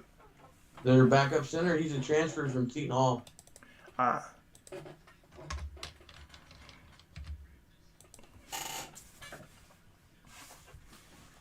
Problem with the backup center, I can't remember his name. It's like something John, but he fouls a lot. Oh, and nice shot there for Michigan. I mean, they just keep coming back. Another three-pointer. You're right. So the threes that have kept them in it. Yeah, I said that they're never truly out of it because they can all shoot the three. Oh, quick play there for Duke underneath. 59-57. Michigan bringing it back up here. Taking it 2-on-1. Draws the foul. That's going to be on number 12, John. That's what I was saying. He fouls and he fouls a lot. He's like the DeMarcus Cousins of college basketball. Do you remember, I know you didn't watch as much Sonics as me, but do you remember Frank Burkowski? No. Oh, man, anybody who watched the basketball in the 90s, like, he got thrown out of, I think, 2 games in the finals against the Bulls. But that guy was literally just called in there to just beat the crap out of people, basically. He was an enforcer? Yeah. I know hockey teams always have one guy that they have on the roster that will, cause the fights. Yeah, it doesn't seem to be near as common in basketball because the only other one that really sticks out in my mind was Bill Laimbeer back in the day. That guy was dangerous. He was a dirty player, right? Oh, he was crazy dirty. A guy was jumping up in the air and he would literally just grab him and slam him down to the ground. He could never play in today's game. Not with that style. Yeah. I mean, that whole Detroit Pistons team was just. Weren't they known as the Bad Boys or? Yeah, yeah, they were super physical, and Bill Laimbeer was the one. He was the biggest fouler of them all. Yeah, he just jacked people. Your Mariners have made a couple of trades this week. Looks like you might have a good baseball team. I know. I'm actually looking forward to watching baseball this year. Yep, Adam from Allen. I thought you might remember him, Allen. The enforcer Burkowski. Yep. The only Sonics players I can remember from like the older ones, like 90s, is obviously Gary Payton, Sean Kemp, Detlef Shrimp. You guys had a shooting guard. Was it some Allen? Oh, we had Ray Allen, of course. Hersey Hawkins. Wasn't there like a Nate Allen or something like that? Or Nate McMillan. His name McMillan, yeah, who became the coach later. Yeah, Nate McMillan, and then later on you guys had Rashard Lewis. Yep. And you actually had Kevin Durant was a Sonic at one point too. Yep. Yep, right after we drafted him and went straight over to Oklahoma. That's a trivia question is what team drafted Durant? It's actually the Seattle Supersonics. Yeah. Man, these fast food commercials kill me. I think they should be illegal. But now that the Kraken built the arena, that anytime that a team moves or the next expansion when they add Vegas, Seattle's getting the Sonics back. Yeah, I've been hearing that the Sonics are coming back though for over a decade. It's like I'll believe it when I see it. It was all about the arena. You guys built the arena finally, so it will happen. Yeah, well, Key Arena, I will say Key Arena sucked. I would not I mean, listen, I would watch something like just for, I guess, the nostalgia of it to go there, but that was such an uncomfortable arena. I went to the UFC there, and it was literally like I could barely enjoy it. The seats were so small.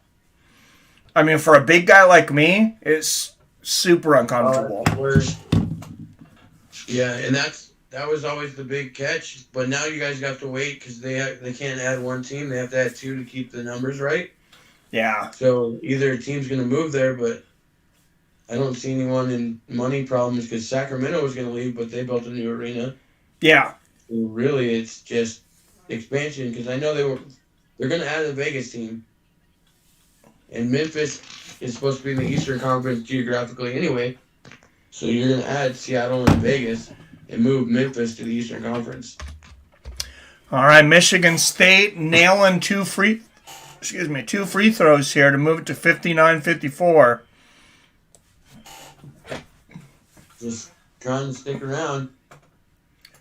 Yep, Duke with the ball. 11 minutes left in the game.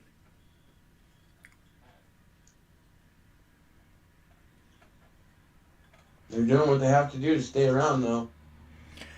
Yeah, one thing I will say, it's like for whoever plays in the next round, which, I mean, it's looking like Duke is the better team. Nice score over the top to 61. It's not a particularly physically brutal game, so, I mean, whoever goes into the next round should be in decent shape. Well, we'll see what happens in the last 10 minutes when it becomes clutch time. Oh, Michigan coming right back. Nailing another three. How many threes do they have today? Jesus. I'm not sure. A bunch, though. Definitely have a good amount of threes already. And Duke misses. Oh, getting the ball back. 10 minutes left in the game.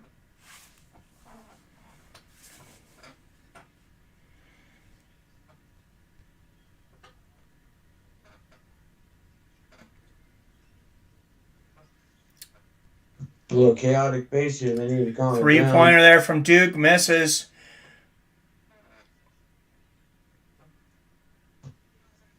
And, you know, I'll address the elephant in the room between our teams here.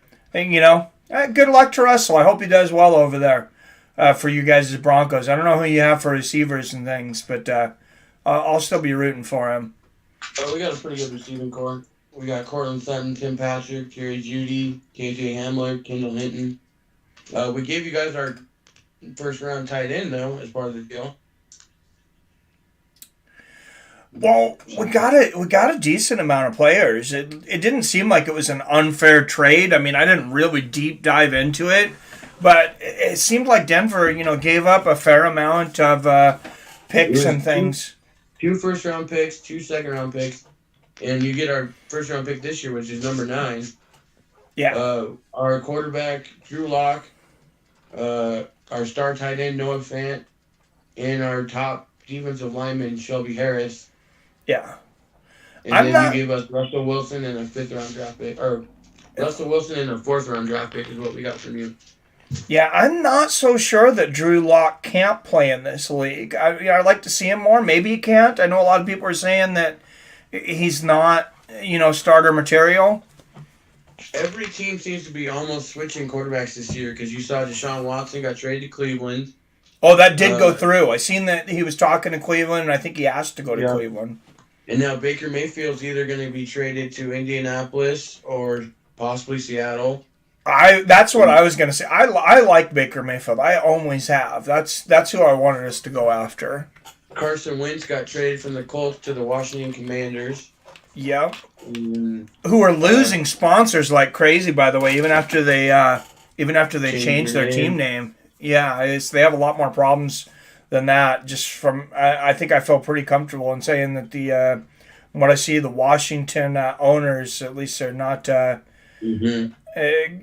maybe some unscrupulous people. I'm not sure how long they're going to continue to be the owners, but Mitchell Trubisky signed to be the new Steelers quarterback to replace Big Ben. Kirk Cousins signed a $35 million deal to stay at the Vikings. Aaron Rodgers signed a $50 million per year contract with the Packers. So, like I said, Baker Mayfield's still out there, but the Colts need Yeah. a quarterback. You guys need a quarterback. Houston Texans need a quarterback still. Well, I don't know if you've seen, but I'm a little more upset with Seattle that we still don't know everything that happened with the Russell Wilson deal. There was so much going on. Are you mad about the Bobby Wagner thing? Yes, I mean, absolutely dropped the ball. I was, yeah, I was so angry about that. And they didn't, Yeah. as long as he was around there, he didn't even find out from the team that he was leaving. True. Just a horribly mismanaged.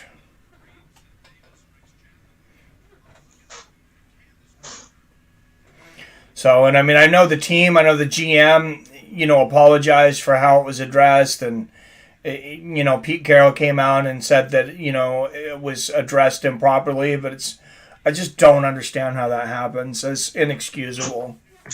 I'm still surprised you guys did what you did, trading everyone. Because Pete Carroll and the GM only have 1 year left on their contract. And, I mean, there's rumblings that Metcalf might want out of there now. Do you blame him? I mean, not really. He had spent the off season. Him and Russell Wilson had spent the off season, like when they're not getting paid, they traveled to Mexico and they working out their timing between each other. I mean, they were very dedicated to that relationship. And wow. 63-57, Duke with another score and defense on the other side, but that's going to be a foul. What's up, Trevor McTrev in the house?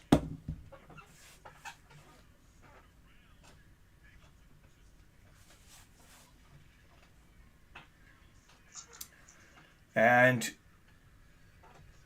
wow. Michigan State going to bring the ball back inside, off the glass. Oh, number 30, great jam. AJ Griffin's third bad. One of the best players on Duke is in agony on the court right now. Oh. 4-point game. Michigan steals the ball. Nobody there. 44 with the funky dunk. 2-point game. And yeah, I see it now. Looks like he rolled his ankle. He's holding the ankle. Yeah, like I was saying, if you roll it so bad, that could definitely knock you out. That's what happened to UCLA, so. Charles says, I'm hoping the favorites when we back to zero today. I'm $100 in the hole betting March Madness. Ouch. Well, yeah, I hope you get some wins back on the board, man. Quick update. Iowa State's leading by 3 with 1:45 to go. So, upset brewing in the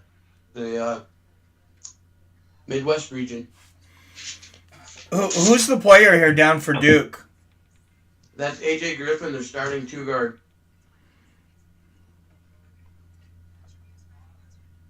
Probably their best pure shooter. Freshman, right? Yeah. He was injury prone coming out of high school, though, so he is susceptible to the lower leg injuries, so. Yeah, he was holding his ankle, so. I'm going to go grab a drink real quick, Mike. All right, sounds good. Tracy said, I can't believe I couldn't put together a winning parlay on UFC London. Great sports weekend, though, dudes. Oh, definitely, man. And that was such an incredible card.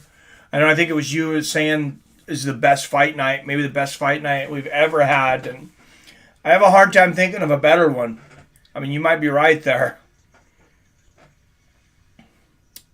That was an incredible game, and an injury here for Duke on one of their best shooting guards, as Billy was just mentioning. Number 21, the freshman forward AJ Griffin at Michigan State within 2. Could be looking at a possible upset here. The winner of this game will face the winner of Gonzaga and Arkansas, who will be playing on Wednesday in the Elite Eight.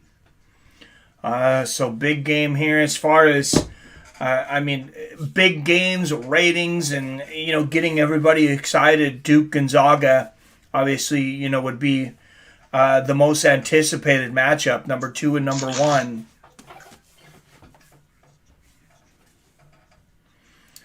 That would be a great Elite Eight game. I mean, if Michigan State hits those threes like they have been now against Gonzaga, man. So Paul, is Coach K turned down a $5 million a year to head coach the Kobe Bryant, Shaquille O'Neal era of the Lakers in 2004 to stay at Duke. Yeah, I know, Trevi. I was just talking about that earlier. I think they were 23.5-point favorites, and they won by, was it either 21 or 22? And that's one game that I had been thinking about betting on. I was like, man, I thought I might bet the cover, and I was glad I didn't. Update on. Oh, good. I was gonna say, talk about a team that sucks this year is the Lakers. Yes, they do. I'm not real upset about that. I think I feel about LeBron James, but.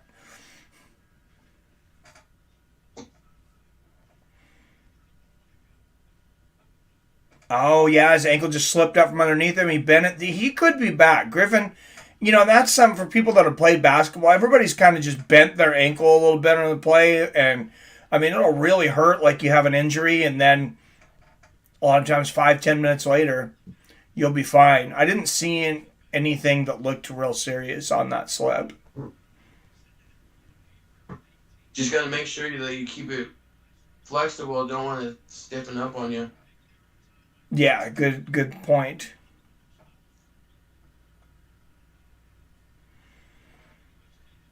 All right, good ball moving from Duke on the outside. Nice layup. Going back up by 4. And I'm going for Duke because I do want to see that Duke Gonzaga matchup. I think that would be fun.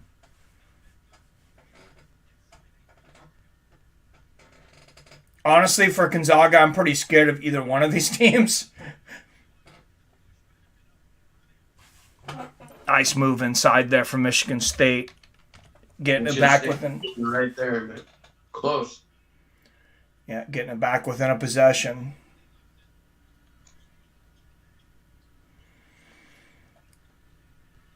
Yeah, I mean, Gonzaga's played great second half basketball. The way they played in their first half, though, I mean, I'm worried against them playing against anybody right now.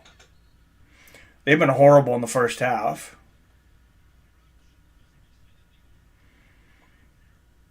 And is that a foul on Michigan here?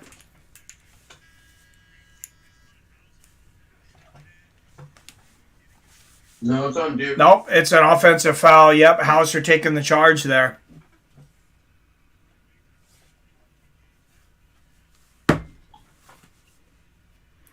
And Michigan State with a chance to tie things up or take the lead. 7:07, 7:06, 7:05 left in the game. I need 22 more points. Yeah, 22 more points for my over to hit. 3 from the outside. Michigan, rare miss from 3 today there. Duke's getting real tentative, Mike. It's not looking good. I don't like this. They're getting real tentative. Oh, and the 3 from the outside. Misses again. Duke with the rebound. Yeah, they weren't playing real aggressive defense there. No, not at all.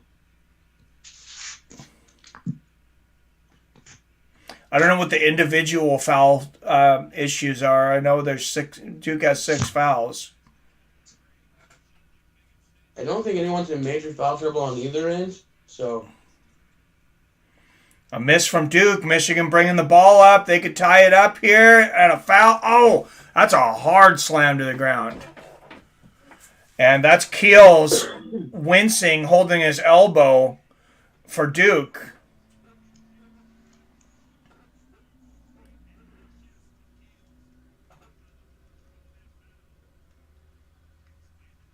Yeah, he landed on his shoulder, but he's holding his elbow.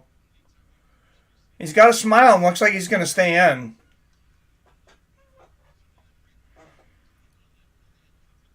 Number 1 kills for Duke. Yeah, he's still wincing in that elbow. Oh yeah, his hand hit first and then his elbow. Yep.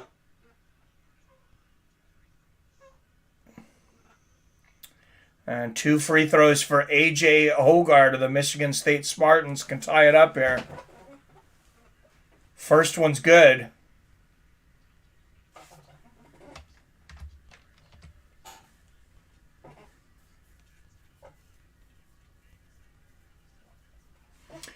And Michigan is in the bonus from here on out. And second one is good. That was the 7th foul on Duke. Yeah. Wisconsin up by 1, 26-25 over there against Iowa State. First half coming to an end. 1 second left.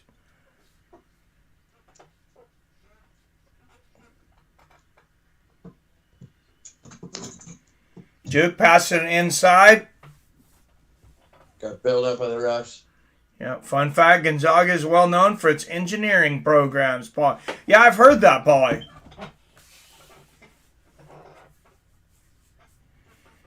I have a couple of friends that are engineers, but none of them went to Gonzaga, actually. What town is Gonzaga located in, Mike? Spokane.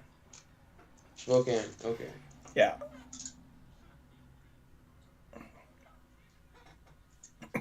That's what I was hoping there was some tournament games this year there because my daughter's going. My daughter's living there now. But oh, okay. She's partying with all the Gonzaga students. Nah. You don't know that. Now her boyfriend's going to Whitworth, so no. They can't hang out with other people? Nope. Whitworth doesn't party with Gonzaga, huh?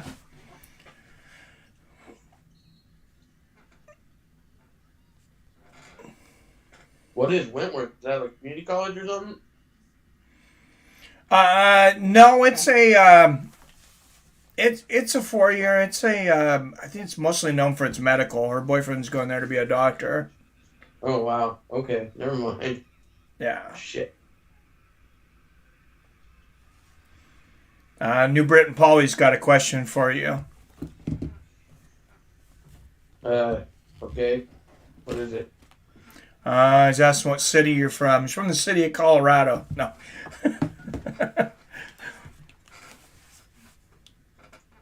Oh man, I can't do this, Mike. It's happening again. This is nerve-wracking. Yeah, this has got to be nerve-wracking. 5:25 in the half tie game. Michigan from the outside hits the 3. 68-65. First lead for Michigan State since the first minutes of the game, I think.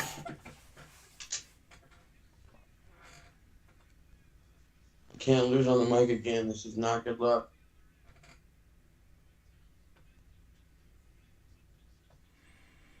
I told you Duke started getting tight, and then they're just making mistake after mistake. Number 2, Walker from the outside. I mean, Michigan State's three-point shooting is out of this world today.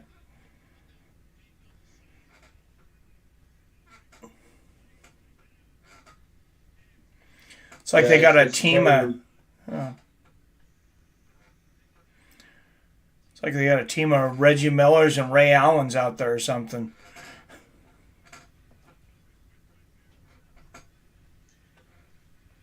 Duke needs to just calm down and play the right offense. They still got time. Don't panic. Run your offense. First free throw for Michigan is good, taking it to 69-65. Michigan State's hitting their free throws and the three-pointers. Those are important. They're unconscious from 3 today. And they go out to a 5-point lead.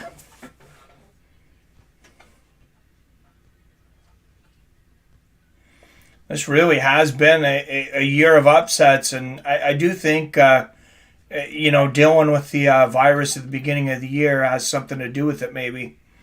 There was a long break for a bunch of teams. Interrupted their schedules. Yeah. I think 2/3 of the teams had to deal with some kind of, you know, postponed games and having to make up games in bunches towards the end of the year. Probably ran a bunch of teams down energy wise. I'm sure. Nice inside lay-in there from Duke to bring it within 3 a minute ago. Every time you say inside lay in, I'm waiting for you to say inside leg kick.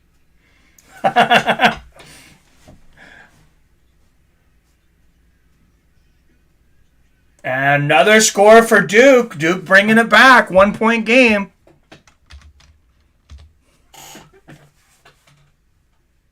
I'm sorry, Bill. I think this is going to be a nail biter to the last buzzer. Yeah, I'm not going to do much talking. I'm sorry. I can't.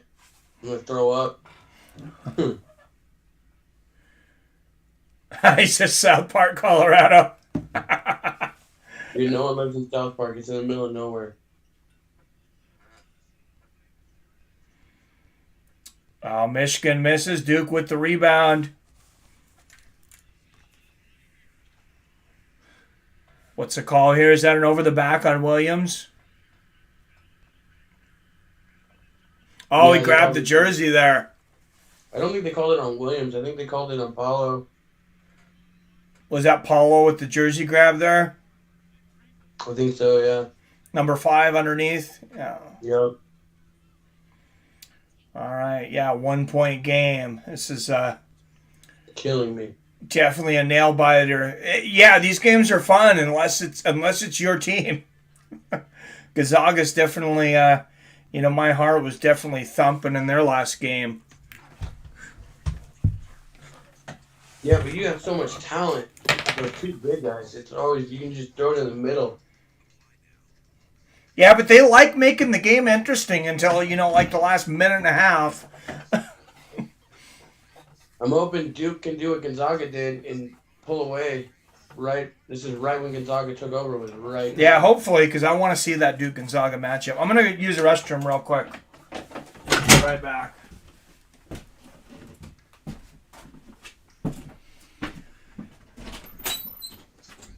Iowa State leading at halftime. That's a big upset if Iowa State is 11 can beat the 3 seed Wisconsin. And I think Notre Dame and Texas Tech is either about to start or has started. And that is, if anyone wants to see that one, that's on TBS. Yeah, that game has started. Looks like it's almost 4 minutes in. Notre Dame and Texas Tech. 27-26 Iowa State at halftime. And it is 4-3 Texas Tech, 2 minutes in. Notre Dame's at the free throw line. Hits their first, ties it before. Notre Dame won the playing game over Rutgers and then used that momentum to upset the 6 seed Alabama. Get to the second round to play Texas Tech. Hit both free throws, 5-4 Notre Dame early on in this matchup. All right, I got a commercial break still on my side. Oh, I was talking about the Notre Dame game that started. Ah. Yeah. Yeah, those play-in games, that's a newer thing. When did they start that? 4 or 5 years ago? When they expanded a couple more conferences, that's when it happened. It was about 10 years ago, 12 years ago now. Okay. Dude, when sometime around your 30s, it seems like time just changes. It's like you don't know if something's 4 or 5 years ago or 10 or 12 years ago. Yeah, At least for me. Back on my screen, Joey Hofstra is going to go to the line shooting 2 for Michigan State. All right, yeah, I'm back here too.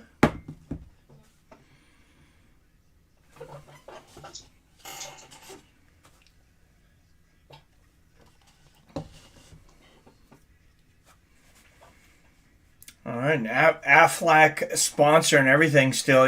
That's I was thinking about Aflac. I know this is not basketball related, but with everybody losing their jobs and the kind of insurance they sell, I was like, man, these guys might go out of business, but obviously they didn't. The Ducks survived. First free throw, good for Michigan.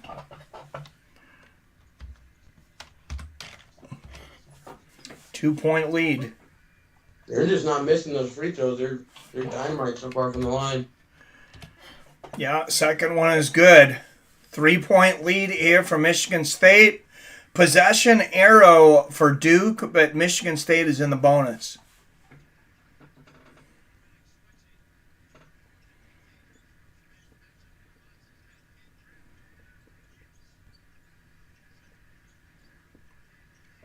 Three from the outside for Duke. Nails it. Tie game.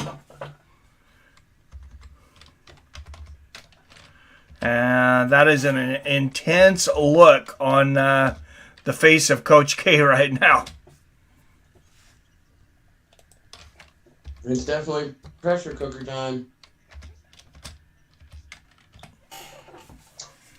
Michigan State underneath. Oh, tipped by Duke. Michigan will get it back. 3 seconds on the shot clock. Lays it in. 2-point game, Michigan State. Played great defense and let the guy drive right down the lane. Eddie Alvarez. Uh-oh. You're going to have some beef with Eddie Alvarez here. No. He says, let's go State.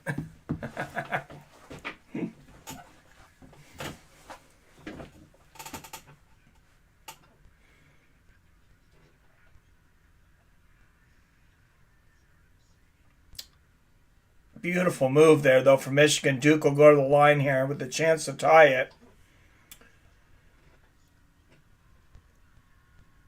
Keels hits the first one. Trevor Keels had a spill a little while ago. He was a little worried he was holding his elbow, but back in the game.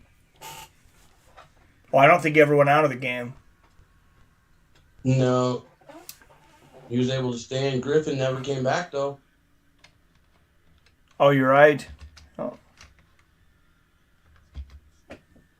All right. Misses the second one. 1-point lead still.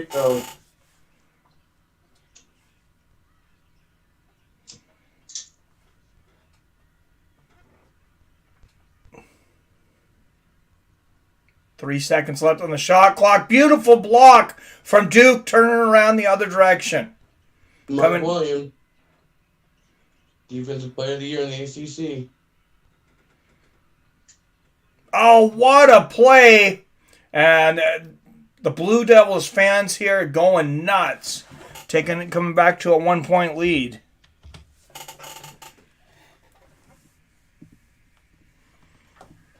Man, this is intense. I'm going to die. I'm so lightheaded. My heart's beating so fast. Call a doctor. No heart attacks on the mic. That would be iconic, though, wouldn't it?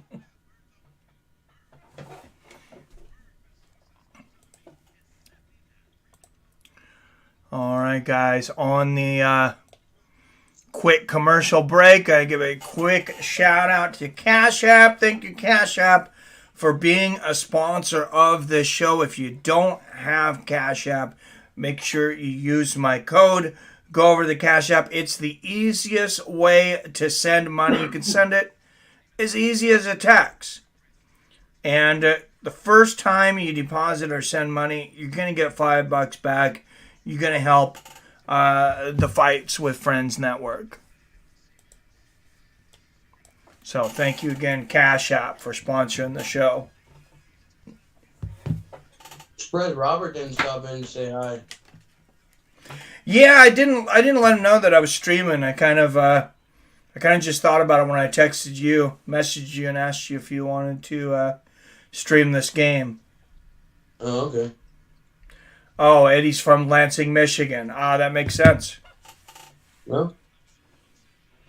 Oh, beautiful block. Duke with the ball. 1:40 left. Man, this game is so close.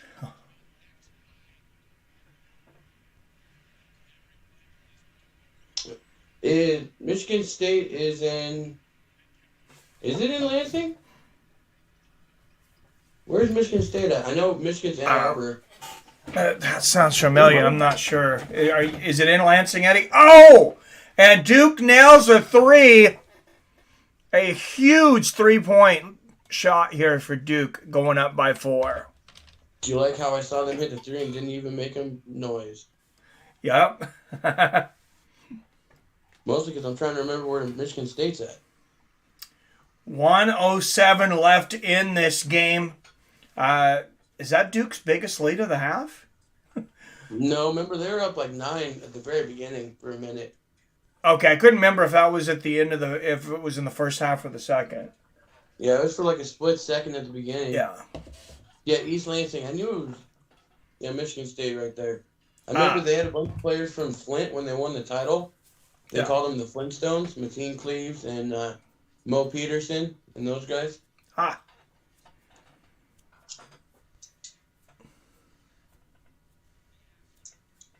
This is how I know I'm getting old, Mike. The college players that I watched when I was like growing up now have kids playing in the tournament. Yeah, oh, dude, I hear you. I'm old. I'm quite a bit older than you, Billy. So you're not making me feel better. No, I'm just kidding. When I saw Jameer Nelson's son playing, I was like, holy crap. I was such a Jameer Nelson fan when I was in like 8th grade. PBR Street Gangs, B-ball, yes.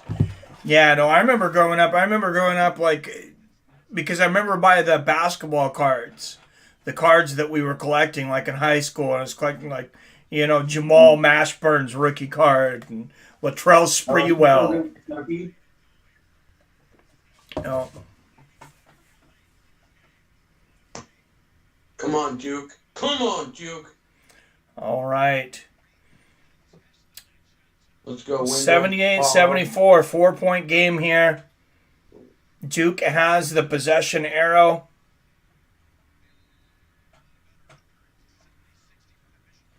Inbound for Michigan. Let's go, JR. Oh, and a steal! And here comes Duke. And Michigan gonna foul. Number 0 going to the line. Wendell Moore Jr. I thought that was an offensive foul for a second. Moore's had a great game.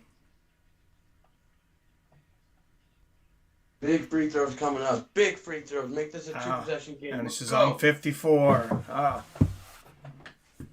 By the way, guys, my overhit. Just wanted to throw that out there. Oh, nice. Oh, yeah, 152. What was the over? 150. Nice.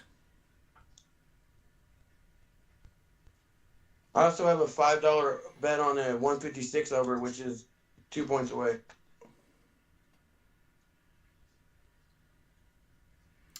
Moore hits the first one, 5-point lead.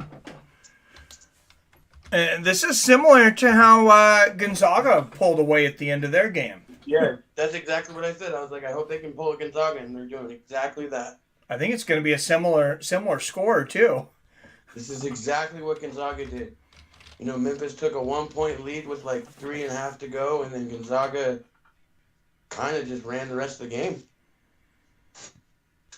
Well, hopefully that's what we see from them on Wednesday, and we end up getting to see Duke and Gonzaga in the Elite Eight. They're playing on Thursday.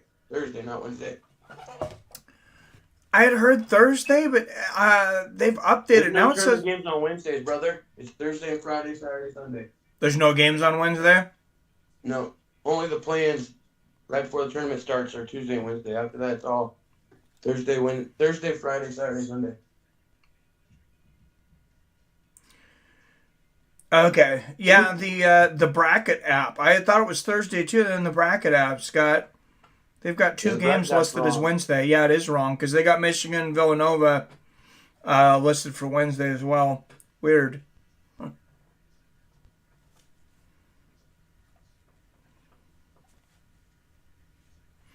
Duke's on a 15-4 run. Oh wow! Last 3:56, they trailed 70-65, and it looks like they are getting close to putting it away here. And that's big for this team because every time during the season they gone down like that 5-point lead, that deficit, they've crumbled and panicked. They haven't panicked yet tonight. But Michigan State can shoot the lights out. This ain't over. Yeah, definitely. I mean, definitely the best three-point shooting performance I've seen this year in college basketball.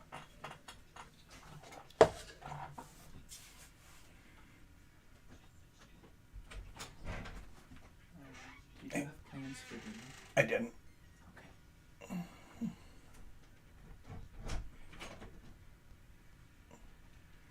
All right, final minute here. Michigan with the ball, down by 6.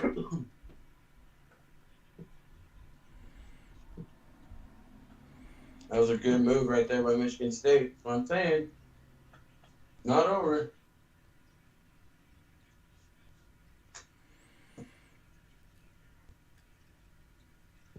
Inside, and they score. Yeah, gets it within 4. 80-76, 40 seconds to go. And timeout Duke. I need one more point for that little $5 over bet to hit too, so then both my overs would hit. Yeah, another nail biter here.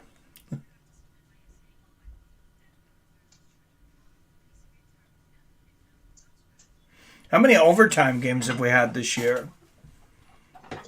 I know of at least 3, possibly 4. North Carolina, Baylor went to overtime. St. Peter's, Kentucky went to overtime.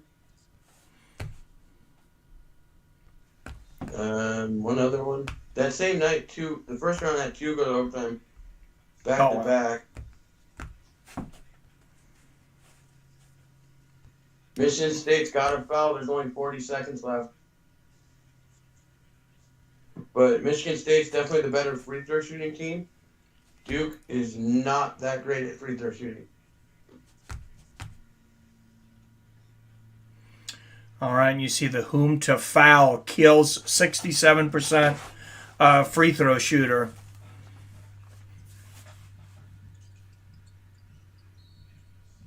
Quick foul.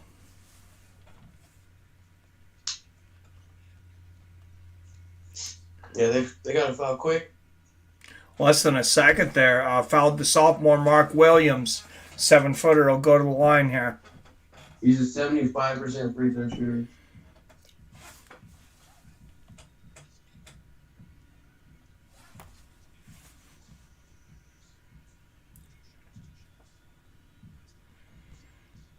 Some clutch shots here. Hits the first one.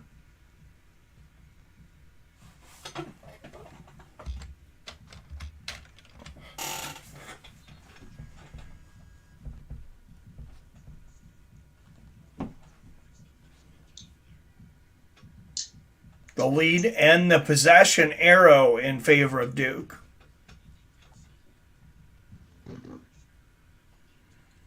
Oh, and he misses the second. Michigan with the rebound. They got 35 seconds left to do something. They're taking a lot of time here. Yeah, they are.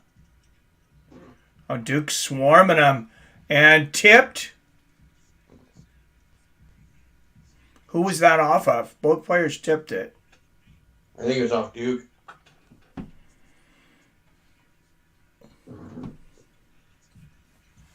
And Michigan State with the ball, shoots a 3, misses, gets the rebound, misses again. It's like maybe an over the back on Michigan here.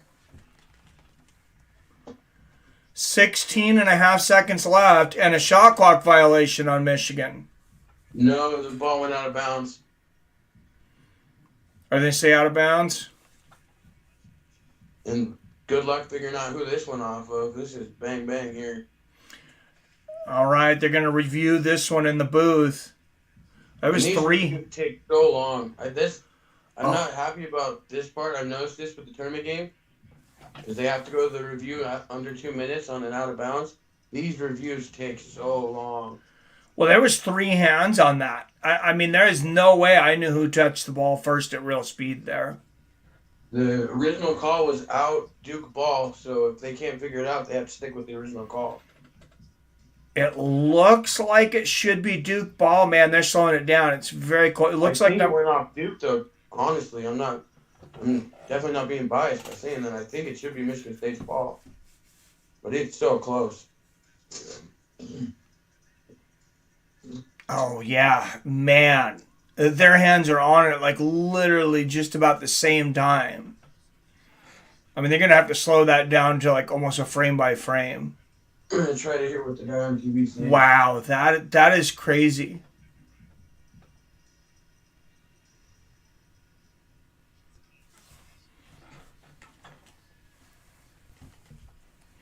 Talk about drama. Man, yeah, they literally just pushed the ball down at the same time. I don't know if you can overturn it either way. I think you have to stick with the original call. Because we're talking both fingertips. I don't think you can change this call.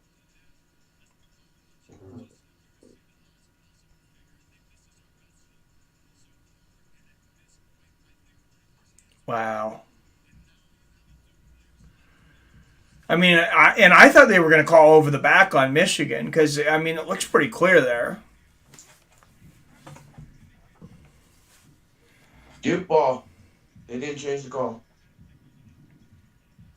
All right. Yeah, and that's what I heard the commentator saying. I don't think there's enough to overturn it. Looks like the officials agree. And wow, that's a huge call, though. I'm breathing a little bit easier now because it's 17 seconds. Duke's going to go to the line. That means Michigan State's going to score twice and Duke not make any free throws in 17 seconds. It's possible, but not probable.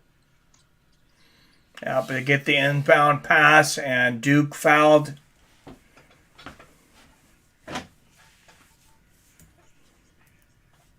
They fouled Wendell Moore. He's going to go to the line shooting two. Yeah, Duke looks like Duke likely on their way. If they survive, though, man, did Michigan State give them a go. And they are playing. Who are they? Who will the winner of this be playing? The winner of Notre Dame Texas Tech. That's right. Okay. Which is tied at 13 right now. Cool.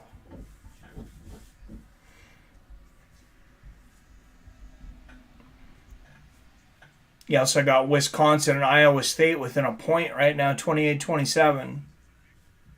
I'm calling it. My Blue Devils are going to survive. Coach K is going to live on.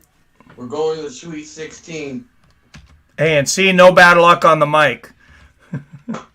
Whew. I almost hung up at one point. 83-76,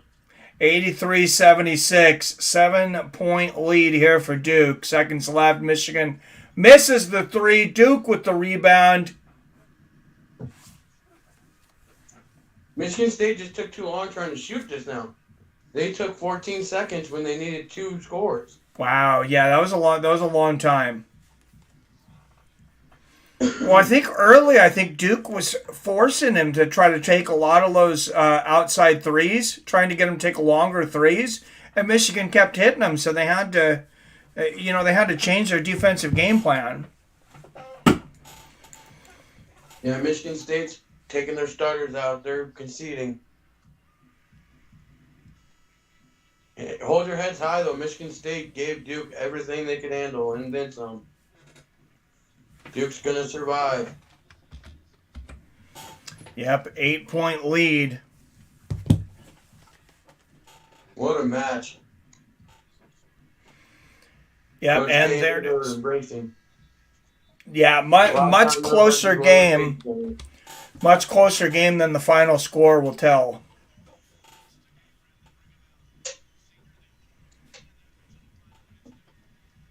Feel bad for the kids from Michigan State. It's never good when your run-ins, they're crying, but they gave one hell of an effort tonight. And that's what good teams do. That's what top teams do, is when it's close in the clutch, they come through, and Duke came through today. Michigan State gave Duke their best punch, though, and Duke held on. That's a big win. That's going to help them down the line, being able to come back late in the game like that. Well, in Coach K's Michigan's actually first.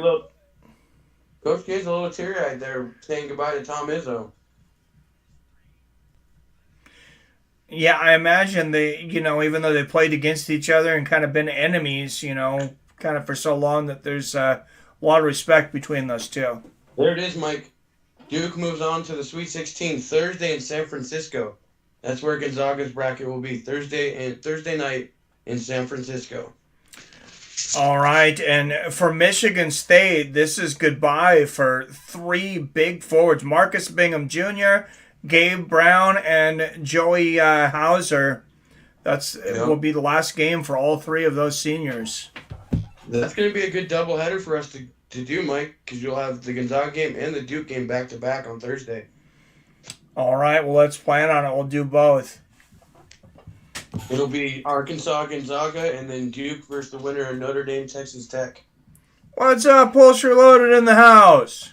What's going on, my man? And the 1200th career win here for Coach K. You got to reach another milestone right at the end.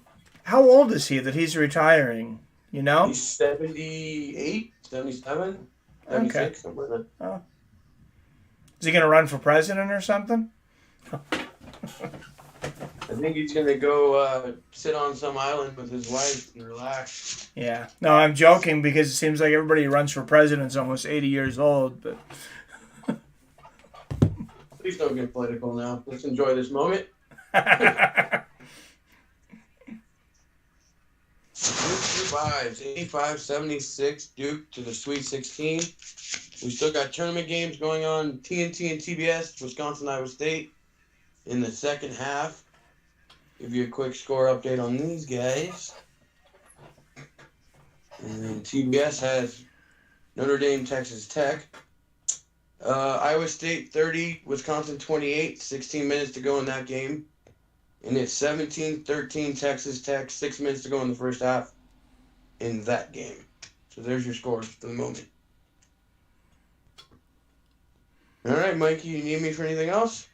All right. Nope, I think that's it. All right. Well, hey, thanks for joining me, Billy. Appreciate it. I'll see you guys on the flip side. All right. Thank you, everybody, for joining us. Final score here, the Duke Blue Devils beat the Michigan State Spartans 85-76 to play their way into the Elite Eight. For myself, for Billy Hughes, as always, I love you, I respect you, and I'll see your fine asses next time.